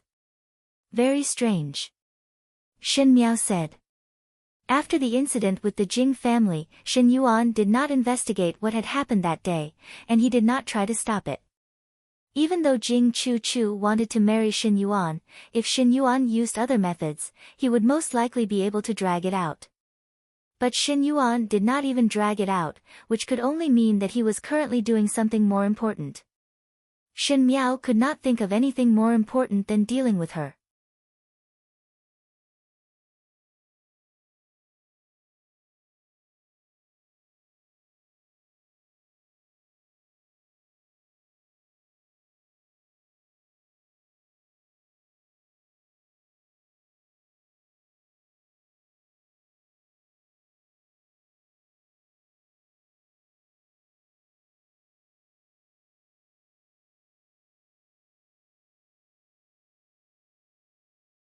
Chapter 333. What was Xin Yuan scheming? But he was not in the Xin residence all day, so Xin Miao could not pry it out. Young lady need not worry. That's right. Jingzhe suddenly remembered something. Tao Yuan said that Biao young lady had sent an invitation over and had received a reply, so she will head over tomorrow. Xin Miao's eyes brightened, very good. Xin Yuan made her feel uneasy, so some things had to be done as soon as possible.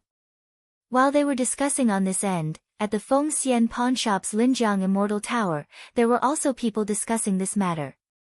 Xin Yuan had already collected Xin Xian's evidence and presented it all to Fu Xiuyi. Ji Yushu said, 3 days later Fu Xiuyi will sort it out and present it to the emperor. At that time, the Xin family will surely not be able to escape this calamity. Disobeying the emperor's orders, obeying on the surface but disobeying in secret. If this kind of matter is uncovered, the lightest punishment would be to be disarmed and returned to the countryside. Gao Yang said, this Xin Yuan from the Xin family also has some ability to be able to find this kind of thing. Did not one say it already? Ji Yushu was somewhat impatient. Xin Yuan had already dealt with Xin Xian for many years and had been planning and waiting to be put to use.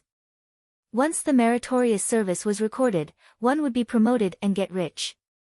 If it wasn't for the fact that we made it in time this time, the first branch of the Xin family would have been executed after he had searched for another 2 years. So to say, Fu Xiuyi indeed has good foresight. Gao Yang pondered, Xin Xian's power is too great and there are too many people who want to deal with him. The most important thing is that the imperial family of Ming Qi would be happy to see it happen. When Xin Xian is unlucky, the imperial family would step on him. So what should be done now? Ji Yushu had a headache. Xin Yuan, this kind of person, knows how to endure and has the same nature as that Fu Xiuyi. Xin family's first household is unlucky. Miss Xin must be very sad. You still think of Xin Miao? Gao Yang rolled his eyes at him. If it was not for Xin Miao urging their Xin residence's cousins to catch Xin Yuan in bed, Xin Yuan would not have acted so quickly.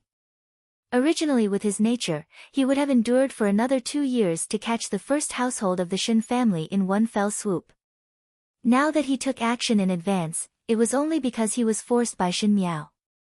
Gao Yang touched his chin. With Xin Yuan's hatred towards Xin Miao, he would not let Xin Miao off easily this time. Perhaps the rest of the first household of the Xin family would be able to keep their lives, but Xin Miao's ending would definitely be very miserable. Ji Yushu anxiously scratched his ears and cheeks, then what to do? Shen Yuan, that bastard, would not use any underhanded methods on young Lady Shen. He even schemed against his own uncle, so his heart must be black-hearted. Do not worry. Gao Yang said unhurriedly, Shen Yuan's heart is completely black and Shen Miao is also not someone that is easy to deal with. This time I was very curious what kind of methods Shen Miao would use to turn the tide.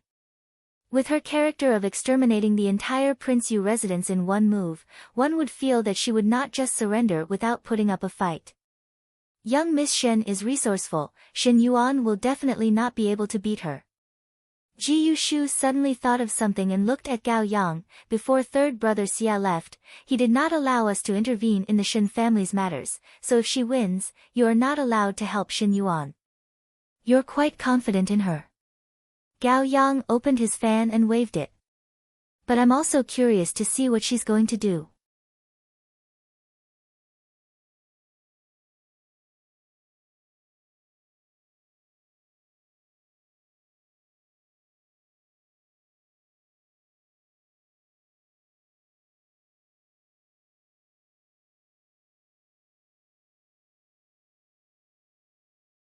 Seeing Ji Yushu's relieved expression, Gao Yang mercilessly poured cold water on him, but you must not be too assured. Ever since Third Xia's plan was brought forward, the situation in the Ding capital had changed a lot. There is one thing that would not change, and that is Prince Ding's ambition. How would he not make good use of the fat meat that the Shen family sent to his doorstep? No matter how capable Shen Miao is, she is still an unmarried female and Prince Ding is not as stupid as Prince Yu. It would be difficult for one person to contend against so many forces. Shen Xian's official hat would most likely be lost, and once Shen Xian loses his official hat, he was half sighing and half lamenting, for the first household of the Shen family, it would be a disaster. He would not be able to protect any of the people that he wants to protect.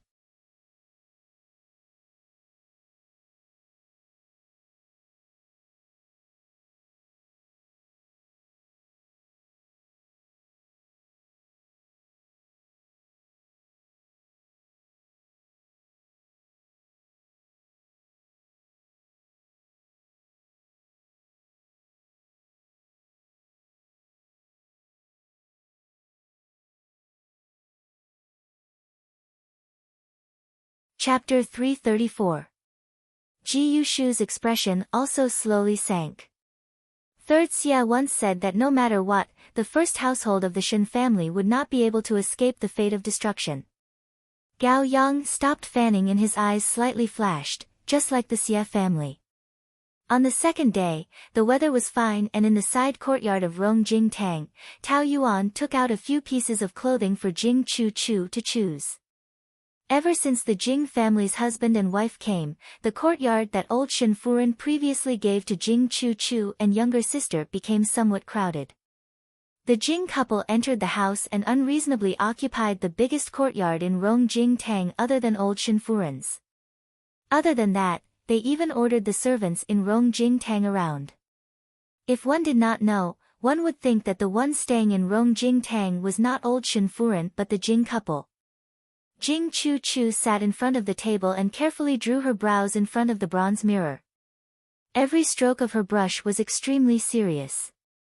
Her lips were pursed with a touch of rouge, and her hair was combed neatly. It was obvious that she had dressed up meticulously.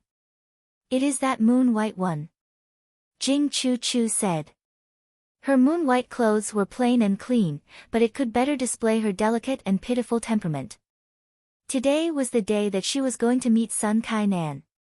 Whether or not Sun Kai Nan could not forget about her depended on this. Perhaps it was because of a woman's vanity, or perhaps it was because she truly had some affection for Sun Kai Nan. Even though she knew that meeting Sun Kai Nan now was extremely risky, she still wanted to give it a try. Tao Yuan put away the rest of the clothes. Someone pushed the door open and came in. It was Madame Jing. When Jing Furen saw Jing Chu Chu's dressing, she was somewhat puzzled. Chu Chu, you are going out? I want to go out and buy some jewelry. Jing Chu Chu complied. in the future since one will become the young Furen of the Shen family's second household, one cannot wear the previous jewelry as one will be looked down upon by others. That should be the case, Madame Jing said. Anyway, Jing Chu-Chu's money to buy the jewelry would be spent from the public purse, thus these days Jing Furen had also made a lot of money. Madame Jing said, "How can you go alone? I will go with you." No. Jing Chu-Chu quickly refused. Madame Jing was puzzled. Why? I agreed to go with Miss E. Jing Chu-Chu shook Jing Furen's hand. In the future in the Ding capital, one must build a good relationship with these young ladies. Mother, you don't have to go. Miss E doesn't like to meet strangers casually. You know that these noble young ladies have strange temperaments. Madame Jing was a little dissatisfied. What noble family's young lady, what's so great about it? In the future, you will still be the wife of an official. Forget it. Since you want to build a good relationship, then go ahead. Bring a few more guards with you. No need. Jing Chu-Chu declined. There are so many guards in the E family, how would it look if I bring them over? Mother, don't worry about it. When I come back, I'll buy you some jewelry. After saying that, he continued to draw his eyebrows. Madame Jing could only give up. When they left the residence and boarded the carriage, Jing Chu-Chu's heart was somewhat nervous as she asked Tao Yuan, "Is the restaurant that you chose reliable or not?"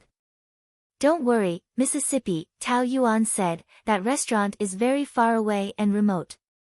Usually, very few people go there. Xiao Jiu is wearing a bamboo hat and her face is covered, so no one will recognize her." Jing Chu-Chu then calmed down. The carriage passed through the southern part of the city and finally stopped in front of a remote alley. Jing Chu-Chu straightened her bamboo hat and adjusted her veil before walking towards the restaurant with Tao Yuan's support.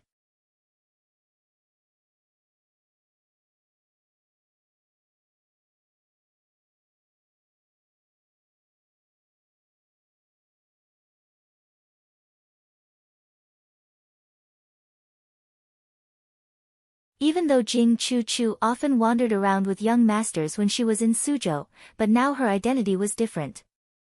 Ming Qi's folkways were open, but for a female who already had a fiancé to meet with other males in private, it was not a small crime. That restaurant only had 2 floors and was really as what Tao Yuan said, remote and deserted. The guests were in 2s and 3s and it was not crowded.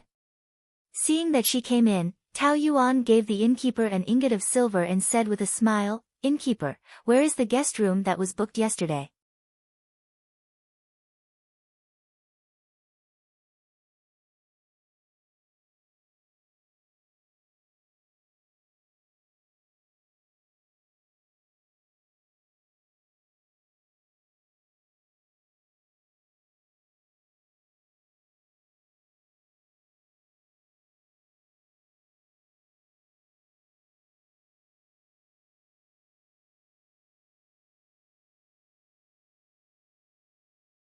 Chapter 335. The shopkeeper quickly instructed the waiter to bring Jing Chu-Chu in. The guest room on the 2nd floor was the last one and the attic was made of wood. Tao Yuan thanked the waiter and helped Jing Chu-Chu into the room. Upon entering the room, Jing Chu-Chu could not wait to take off her bamboo hat and veil. "I am suffocated to death. Young lady should first take a break and drink some tea." Tao Yuan said, "One think that gentleman's son would be arriving soon. Come over and help me tidy up my hair." Jing Chu-Chu first fiddled with the bronze mirror. Just now the bamboo hat was worn all the way and the hair was messed up. "Young lady is very good looking." Tao Yuan complimented, "Today you are even more beautiful." Just as she was speaking, the door opened with a creak. Jing Chu-Chu and Tao Yuan could not help but be surprised for a moment before hearing a familiar voice, "Chu-Chu, it is really you." Sun Kai-nan stood at the door and looked eagerly at Jing Chu-Chu. Jing Chu-Chu's face suddenly turned red and she looked at Tao Yuan with a rebuking look, "You can leave." "All right." Tao Yuan smiled, "Gentleman's son and young lady can speak first." This servant will guard at the door and no one will come in.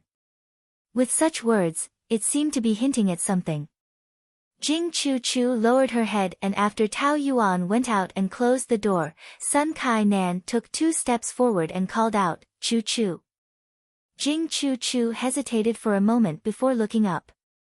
There seemed to be a little bit of water in her eyes, half melancholy and half attachment. If Xin Miao was present at this moment, one feared that she would have to admire Jing Chu's acting at this moment.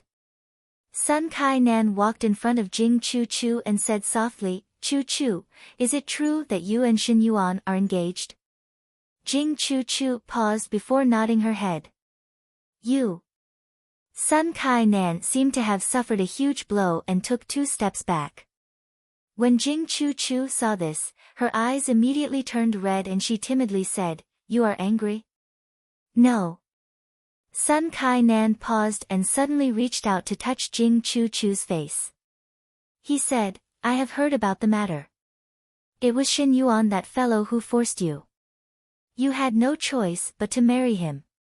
I do not blame you and am not angry with you. Hearing this, Jing Chu lowered her head but no one saw the trace of pride that flashed in her eyes.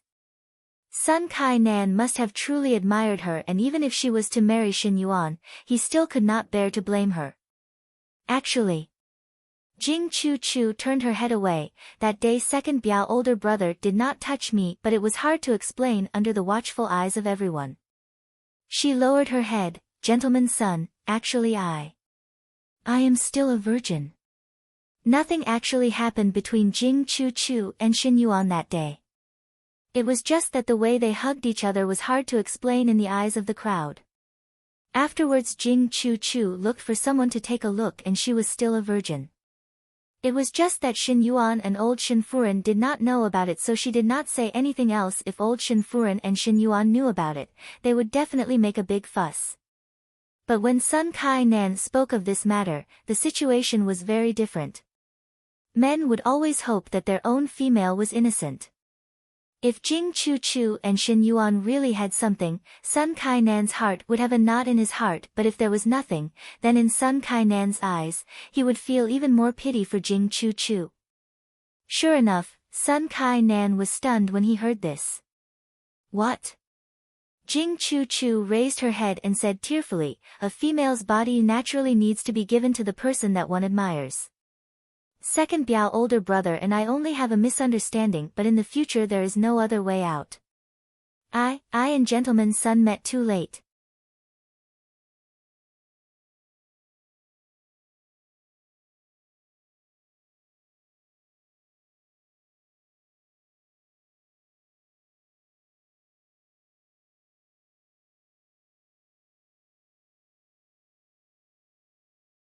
Will Gentleman's son dislike me in your heart? Sun Kai Nan pulled Jing Chu into his embrace and comforted her in a warm voice. How would I dislike you? I am pleased with you, love you, and like you. A look of ecstasy flashed in Sun Kai Nan's eyes. He had thought that since Jing Chu's innocence was given to Xin Yuan, sleeping with Jing Chu again would only be taking back his capital. Who knew that Jing Chu was a virgin, and this made him surprised.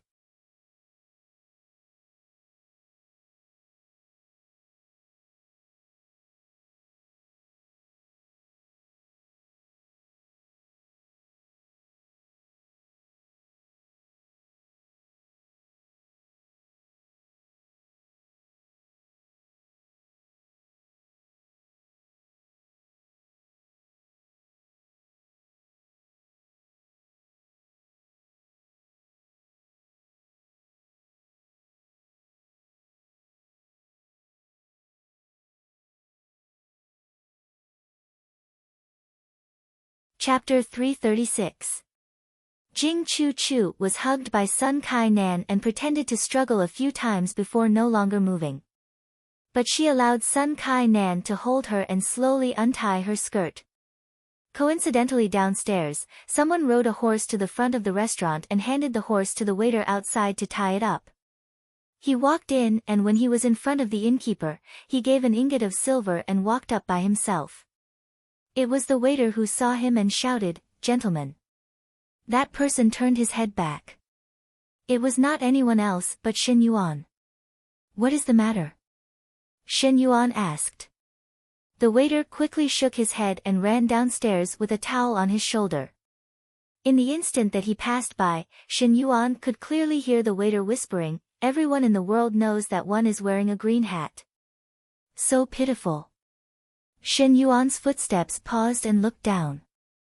He saw that the gazes of the customers downstairs were faintly discernible on him, as if they were pointing at something. Shen Yuan's expression gradually turned gloomy. This was the restaurant that he frequented, and he would occasionally pass messages with Fu Xiuyi's people here. There were a total of 9 princes in the Ding capital, and their relationships were complicated. Prince Ding was the one who hid the deepest, so his subordinates must be careful. Every time Shen Yuan came, he would be very careful and would occasionally change his clothes so no one would recognize him. But why was the situation somewhat strange now? He shook his head and went up to the second floor, which was the place where he would meet with Fu Xiuyi's people. But when he came to the last room, he saw a familiar person for the first time. When Tao Yuan saw him, she jumped in shock. Shen Yuan's heart sank. Tao Yuan was Jing Chu-Chu's maid, so why would she be here? Could it be? He lifted his feet and wanted to walk in. Tao Yuan could not dodge in time and was kicked open by Shen Yuan's foot. One saw that in the spacious room, there were 2 people overlapping on the soft couch and the floor was filled with clothes. It was as charming could be. Tao Yuan exclaimed, "Young lady, second young master is here." The person on the bed suddenly sat up and half of her snow-white body was exposed. It was Jing Chu-Chu. She looked at Shen Yuan helplessly and said, second older Biao brother." Shen Yuan looked at him coldly, and the other person on the bed, Sun Kai Nan, also slowly woke up and sat up. He was raised up by others and was interrupted when he was being intimate with Jing Chu-Chu, so he was very angry in his heart and said, "Who are you?" "Second cousin." Jing Chu-Chu suddenly recovered to her senses and pointed to Sun Kai Nan, "Second Biao older brother, it was he who forced me. I was not willing." "Bitch." Sun Kai Nan sneered and gave a slap on Jing Chu-Chu's face. "It is obviously you who eagerly invited me over. What is the matter? Fall out and not recognize others? Young master son." Tao Yuan rushed over with righteous indignation. "How can you treat Miss like this? Why are you doing this to the young lady? Could it be that it was to make my second young master wear a green hat? You must go against second young master like this." Amidst the chaos, no one actually noticed that there was something wrong with Tao Yuan's words. Sun Kai Nan sneered, "Second young master." He looked up and down at Shen Yuan and smiled arrogantly, "Correct. I did make your second young master wear a green hat.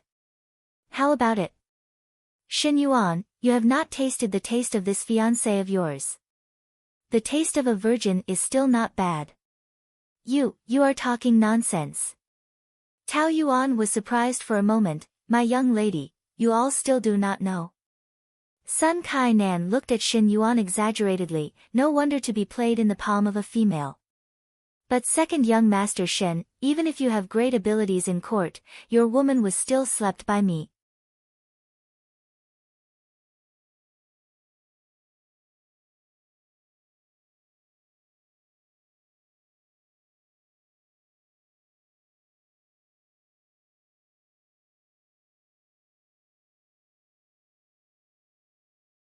Moreover, you still have to marry her. How is the feeling of picking up used shoes? The veins on Shen Yuan's forehead bulged and he finally took 2 steps forward and punched Sun Kai Nan to the ground. "You dare to hit me?" Sun Kai Nan was also used to being pampered and did not say anything further as he climbed up and pounced towards Shen Yuan. Both of them did not have a military background and could only rely on their direct thoughts as they punched each other. Sun Kai Nan was taller and stronger than Shen Yuan, so Shen Yuan was gradually at a disadvantage and was being suppressed by Sun Kai Nan. "Scoundrel!" Tao Yuan rushed over and helped Shen Yuan to hug Sun Kai Nan from behind. Shen Yuan took advantage of the gap and managed to free his hands but felt an icy cold thing stuffed into his hands. He was beaten up badly. Without thinking, he pushed the thing in front of him. A chi sound was heard. That sound was exceptionally long and the surroundings seemed to be still until Tao Yuan's long scream and Jing Chu Chu's flustered face appeared in front of him. Shen Yuan looked down and saw that his hands were holding onto a silver hilt. There was only the hilt and the rest of the blade was in Sun Kai Nan's lower abdomen and nothing could be seen. Large patches of blood flowers bloomed. Sun Kai Nan fell face up.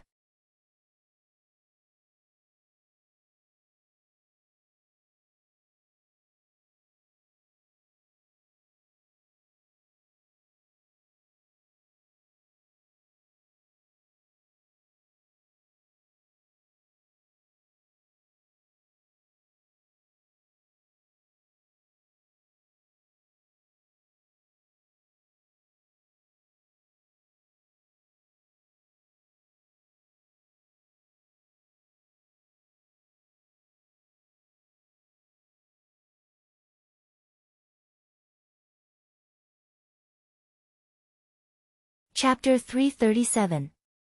In front of the stone table in the western courtyard of the Shen residence, Shen Miao was playing chess with Shen Qiu. It was rare that Shen Qiu did not need to practice his swordplay and knew that Shen Miao's chess skills had improved by leaps and bounds. Shen Qiu had been rubbing his palms for a long time just to win against Shen Miao. However, the outcome was not as he wished. Shen Miao placed a black piece and Shen Qiu's tyrannical white pieces were surrounded by the surrounding black pieces and could not get out. Shen Qiu stared blankly for a long time before asking Shen Miao, "Younger sister, is this not the path that I used in the first game?"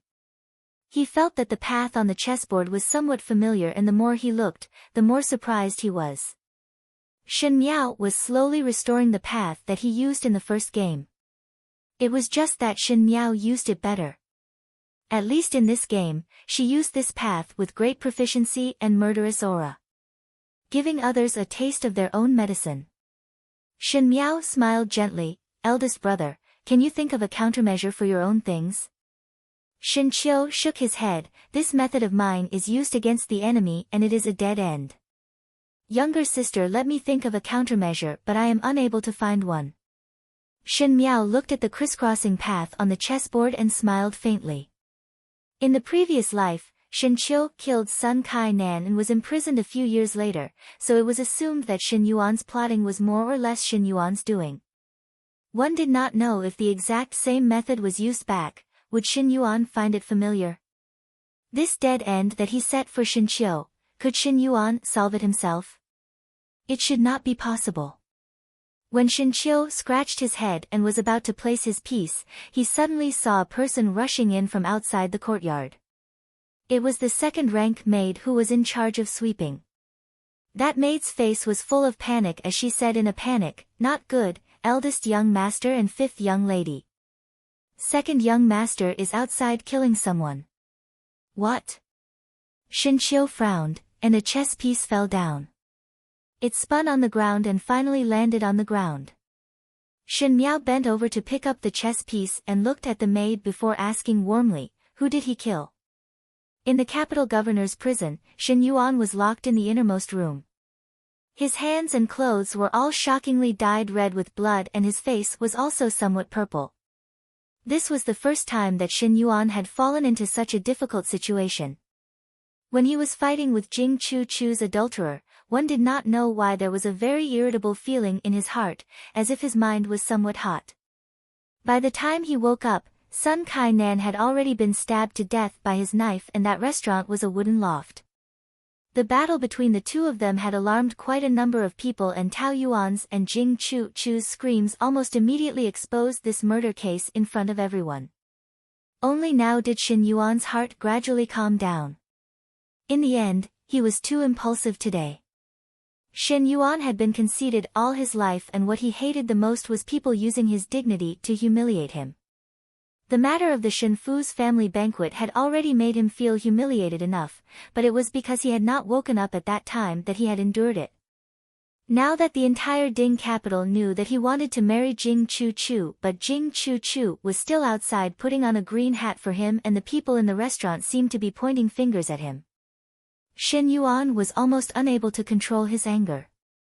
One did not know where Jing Chu was brought to, but since this matter started because of her, one think that Jing Chu's ending would not be easy. It was just that. Shen Yuan was still somewhat strange.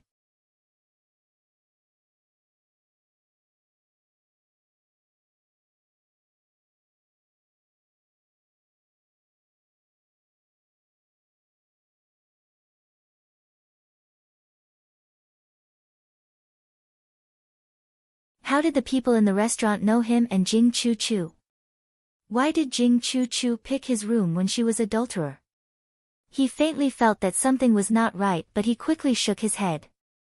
That place was the place where he and Fu Xiuyi's people met, and other than Fu Xiuyi's people, no one else would know about it. Shen Yuan thought deeply that Fu Xiuyi's people had reached the restaurant and most likely knew about the matter. At this moment, he had completely calmed down and those flustered emotions had vanished. The bloodstains on his clothes and the gloomy prison did not make his expression waver.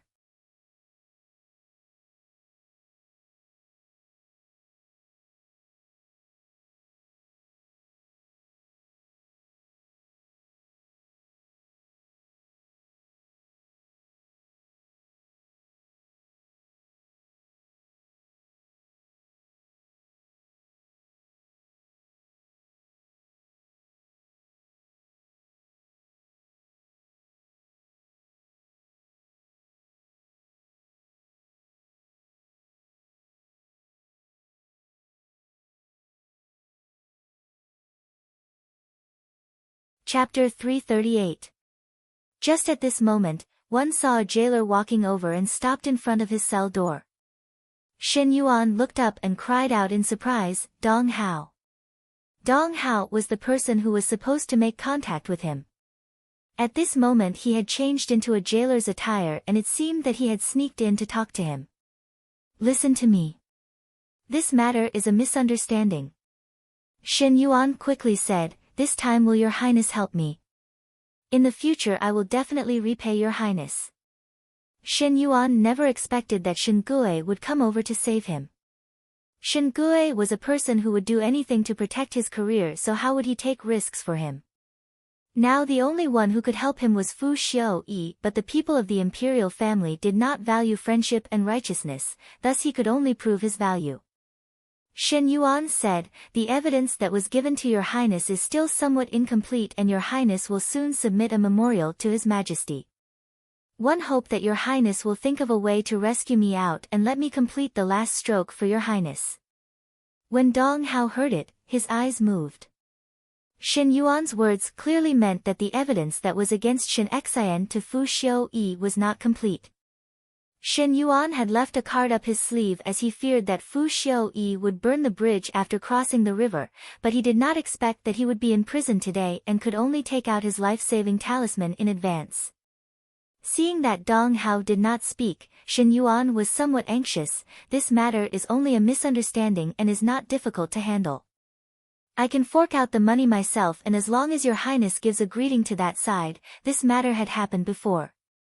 A large part of the reason why Shen Yuan was so calm was that this matter did not look that bad. It was even simpler than the Shen residence's family banquet matter. The Shen residence's family banquet matter was because he slept with Jing Chu in front of all the Furins, and no matter what, Jing Chu would suffer a loss. Moreover, the Jing family was too unreasonable and he had no other way. Moreover, when he killed Sun Kai Nan, only Jing Chu and her maid saw it. As long as Jing Chu and the maid testified, he could still escape. As for that adulterer, he only needed to give some money to appease him and let Fu Xiuyi's people casually put a charge on him, like that person wanted to assassinate Shen Yuan and was restrained by Shen Yuan. When killing someone, as long as it was not a noble family, it could be covered up in the end. Moreover, his identity at the moment had not been discovered.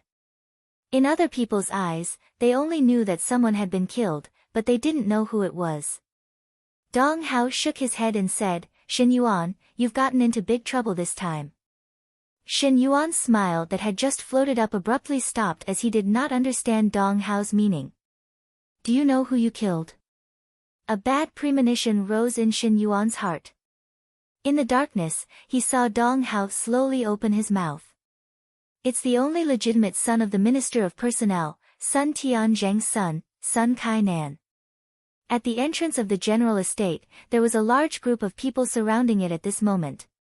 These people were all holding rods and had fiendish appearances. Even the Chen family guards at the entrance were somewhat unable to stop them.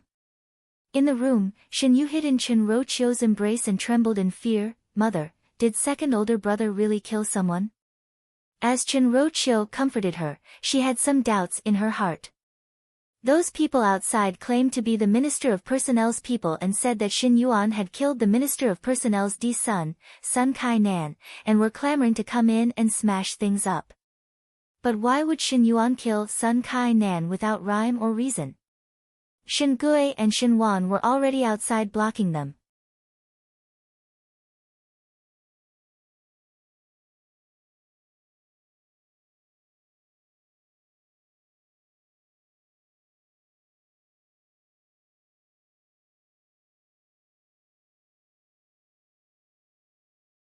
If it was not for Shin Xian's Shin family army, one feared that those people would really barge in.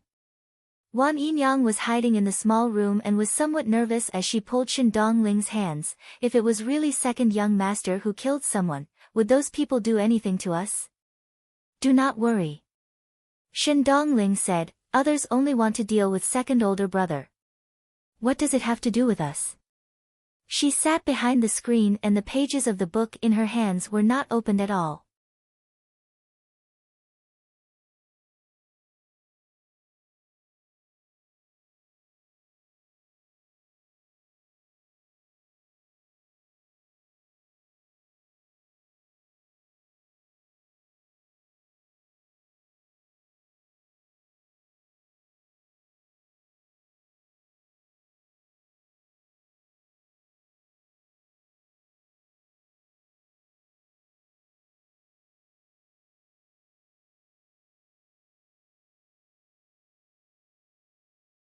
Chapter 339. Young lady. Jing Zhe bounced into the room and said, the people outside are so fierce that even old Furen was alarmed. Shin Miao did not even lift her eyelids as she asked, oh? How is old Furen? Hearing that second young master killed someone, she immediately fainted. Jing Zhe was somewhat rejoicing in another's misfortune. Young lady, this matter will not implicate us, right? Gu Yu was deeply worried. After all, they all knew why Shin Yuan would kill someone and it was all because of Shin Miao adding fuel to the fire. No matter, there will be someone to block it for us. Sun Tianzhang's position is high and the Shin residence is not inferior to them. Moreover, the final target is still Shin Yuan. Shin Yuan will use his life to pay with a life, thus they have nothing to say. But will second young master really use his life to pay with a life? Guyu asked. Second master would not let second young master send his life away so easily. If there was no Shin Yuan Bo, second Shu would definitely do his best to offend second older brother. Shin Miao said, but with Shin Yuan Bo, second Shu would have a way out. Losing a son to appease the anger of the Sun family is worth it in second Shu's eyes. Among the three sons in the Shin residence, Shin Gui was the most indifferent towards kinship. Shin Wan at least doted on Shin Yu, but towards his own children, no matter if it was the D-born Shin Yuan, Shin Qing and Shin Yuan Bo or the Shu-born Shin Dongling, there was not a bit of genuine concern. To Shin Gui, children were either to help him in his career or to be his successor. No wonder the children of the second household did not have any feelings towards Shin Gui.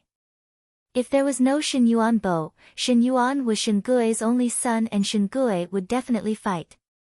But with Shin Yuan Bo, Shin Gui still had a son, so Shin Yuan was not necessary. Moreover, how could the Sun family be sent away so easily? In the past lifetime, the one who killed Sun Kai-nan was Shin Qiu and Sun Tianzhang's entire family locked Shin Qiu in prison and Shin Xian had to use all of his family's wealth to save Shin Qiu's life. Sun Tianxing only had one son, and now that his only son died, how could he easily let off the enemy who killed his son? But only second young master was unlucky. Jing Zhi's words shocked one to death. Biao young lady was let off just like that. She is still hiding in the residence and not coming out. After the incident, Jing Chu actually slipped back and hid with the Jing family in the Shin residence. How could that be? Shin Miao smiled. After all, she is the main culprit.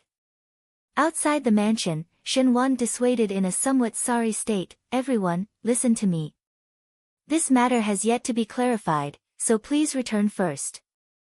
We will definitely give everyone an explanation." A woman spat a mouthful of saliva on Shen Wan's face and said with her hands on her hips, "A debt must be paid, a life for a life. Our young master was killed by Shen Yuan, pay with your life. This isn't over." Shen Gue was somewhat cowering as he scolded Shen Yuan in his heart. At this moment, other than the servants of the minister's residence, there were also some by Xin who were watching the commotion. Someone shouted, "Didn't they say that it was because of jealousy?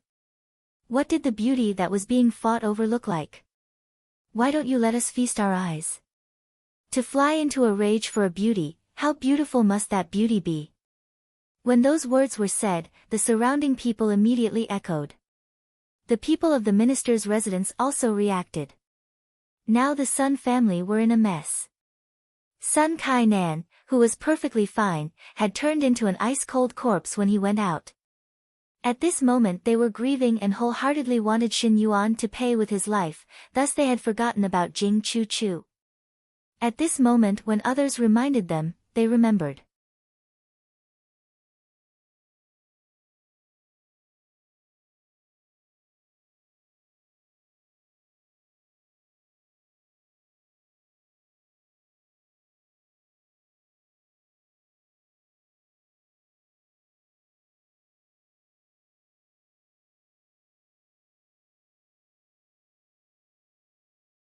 Since Sun Kai-nan and Shen Yuan fought because of Jing Chu, then Shen Yuan accidentally killed Sun Kai-nan, then Jing Chu was the femme fatale. The Sun family's people immediately said, "Yes. Hand over that slut.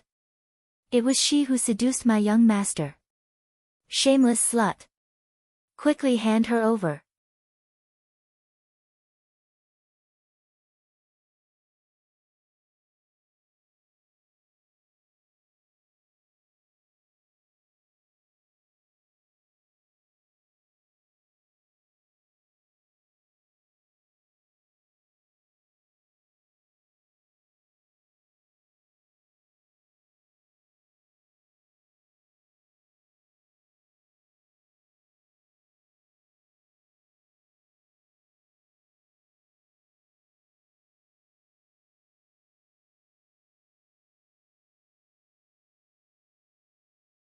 Chapter 340.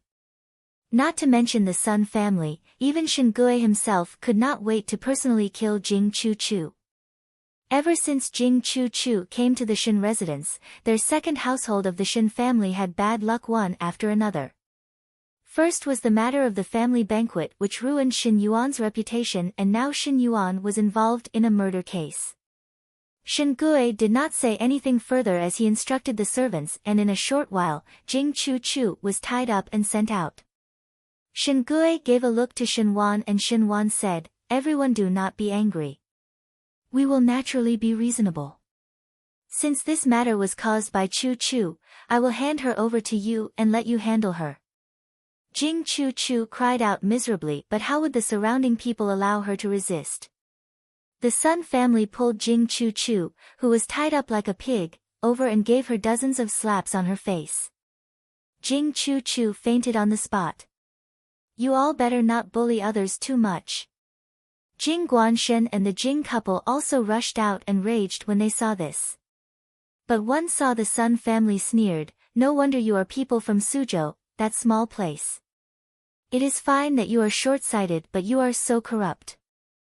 You are already engaged but still go around seducing other men. This matter is not over, so you all better not think about it." The Jing family was angry and afraid. They were angry that the Sun family was so arrogant and afraid that other than the Shin residents, they did not have any backing in the Ding capital. And previously the Shin residence was already in a mess with them. Now seeing that they were out of luck, it was good that the Shin family did not throw stones at them when they were down. How could they just stand by and watch? After making a ruckus in front of the Shin family's doors for a while and seeing that the sky had darkened, the people from the Sun family then grabbed Jing Chu, who was already floating in the air, and left. Before leaving, the leading matron sneered, "Today is just the beginning. Your Shin family just wait." Master had already written a memorial to the emperor. There is no such thing as taking someone's life and still being free and unfettered. A life for a life. No one can think about it well. Shin Gui saw the Sun family leaving behind a mess and swaggered away and almost could not breathe. The last sentence that Sun Tianzheng had already written a memorial to the emperor made him even more shocked. Sun Tianzheng only had one son, and once Sun Kainan died, Sun Tianzheng would not let him have an easy time even if it was a life and death struggle. It seemed that even if Shin Yuan died, it would not be able to quell the anger of the Sun family. Shin Qiu returned to the western courtyard and wiped his sweat before complaining to Shin Miao, "The Sun family is too rude," and almost smashed the main doors. "My soldiers couldn't stop them." The pain of losing a son. Shin Miao comforted him, "Naturally one has to vent. Father and mother do not intend to intervene this time." Shin Qiu muttered to himself, but Shin Yuan is never impulsive. Even if Jing Chu secretly met Sun Kainan, why would she kill in a fit of anger? Who knows?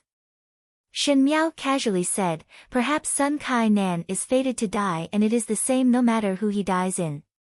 In the main hall of the Sun family, a room full of concubines were kneeling on the ground. In the middle of the hall, there was a corpse covered in white cloth. Even so, the white cloth was still stained with dried blood.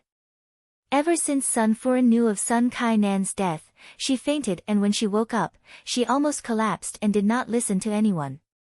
Sun Tianzheng was already in his prime, and at this moment his eyes were bloodshot and his cheeks were trembling slightly.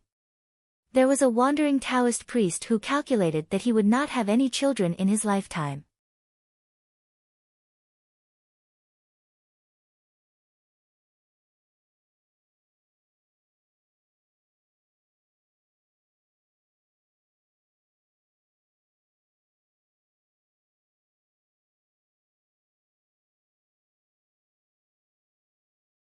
In his early years, Sun Tianzheng had married countless concubines and indeed could not have any sons. Sun Kainan was conceived by Sun Furen with great difficulty, and to Sun Tianzheng, it was a child in his old age. Thus he was pampered from young, and in the long run, Sun Kainan's lustful and playful character was fostered. It was just that Sun Tianzheng had a high position of power and was afraid of provoking the imperial censor's mouth. Thus he had long reminded Sun Kainan not to be ostentatious, and if he wanted to play with females, he must bring them back to the residence as concubines. Sun Kainan did not enter the official ranks and spent most of his time in the residence, so there were not many people who knew him. As for those officials in the court, it was even more impossible to have any friendship with him.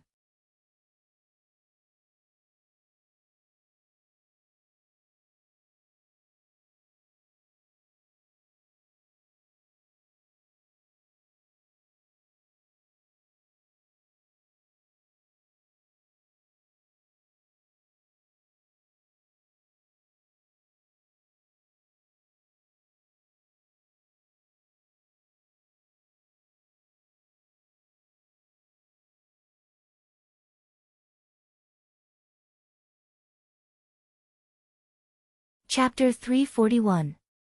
Who knew that he would die in Shin Yuan's hands? This time it was really like what the Taoist priest said, Sun Tianzheng was destined to be childless. Shin Yuan. Sun Tianzheng gritted his teeth, "I want him to pay with his life." Master. One of Sun Tianzheng's beloved concubines wiped the tears from the corner of her eyes. One heard that the servants had brought that female back. In the end it was that female that caused our young master to be like this. Master plans to Sun Tianjing sneered, do not play to death first. Leave a breath for Furen. The beloved concubines shuddered. These concubines had experienced Sun Furen's methods, and now that Sun Furen was carrying the pain of losing her son, she would not be able to do anything to that Jing Chu Chu. The Shin family can only move against Shin Yuan, and the Jing family wants to retreat unscathed? With a ka-cha sound, Sun Tianjing actually crushed the cup in his hands. The cup scratched his hand and fresh blood dripped down, but he was still indecisive as he said hatefully, I want everyone in the Jing family to be buried with Yuan. Regarding the matter of Shin Yuan killing the only son of the Minister of Personnel, the entire capital was discussing about it. In the residence of Prince Ding, Dong Hao stood in the hall and bowed his head towards the person on the high seat.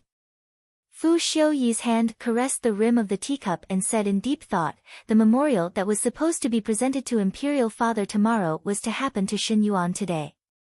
The evidence in Shin Yuan's hands is not complete. Your Highness, do you need to use any methods to get the words out? No need.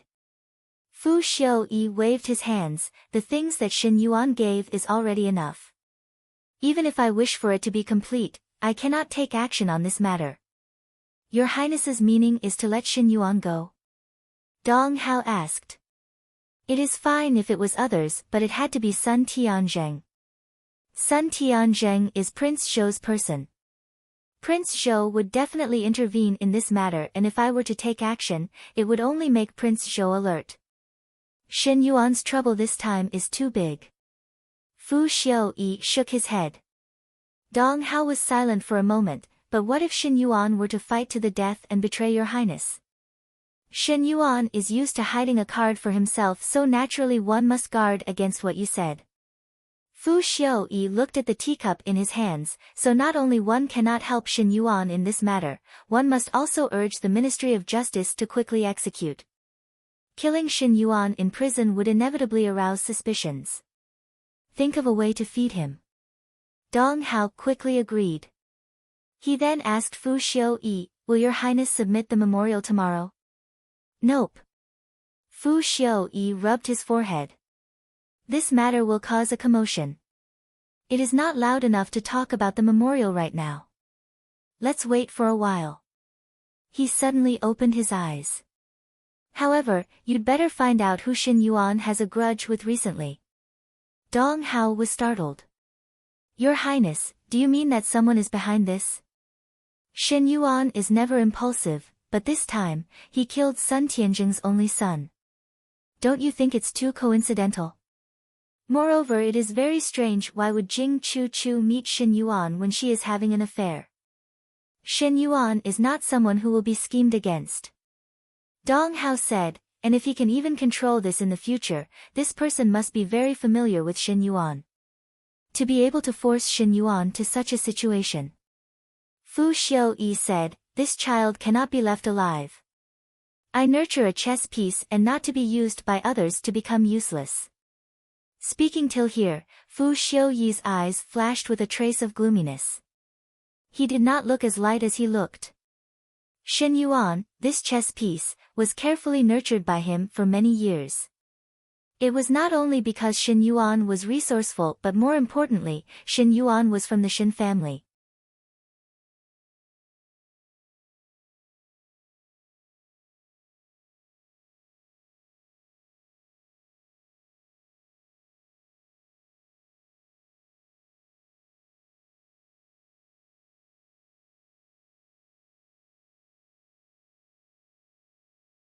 In Shin Yuan's position, many things would be easier to do in the future.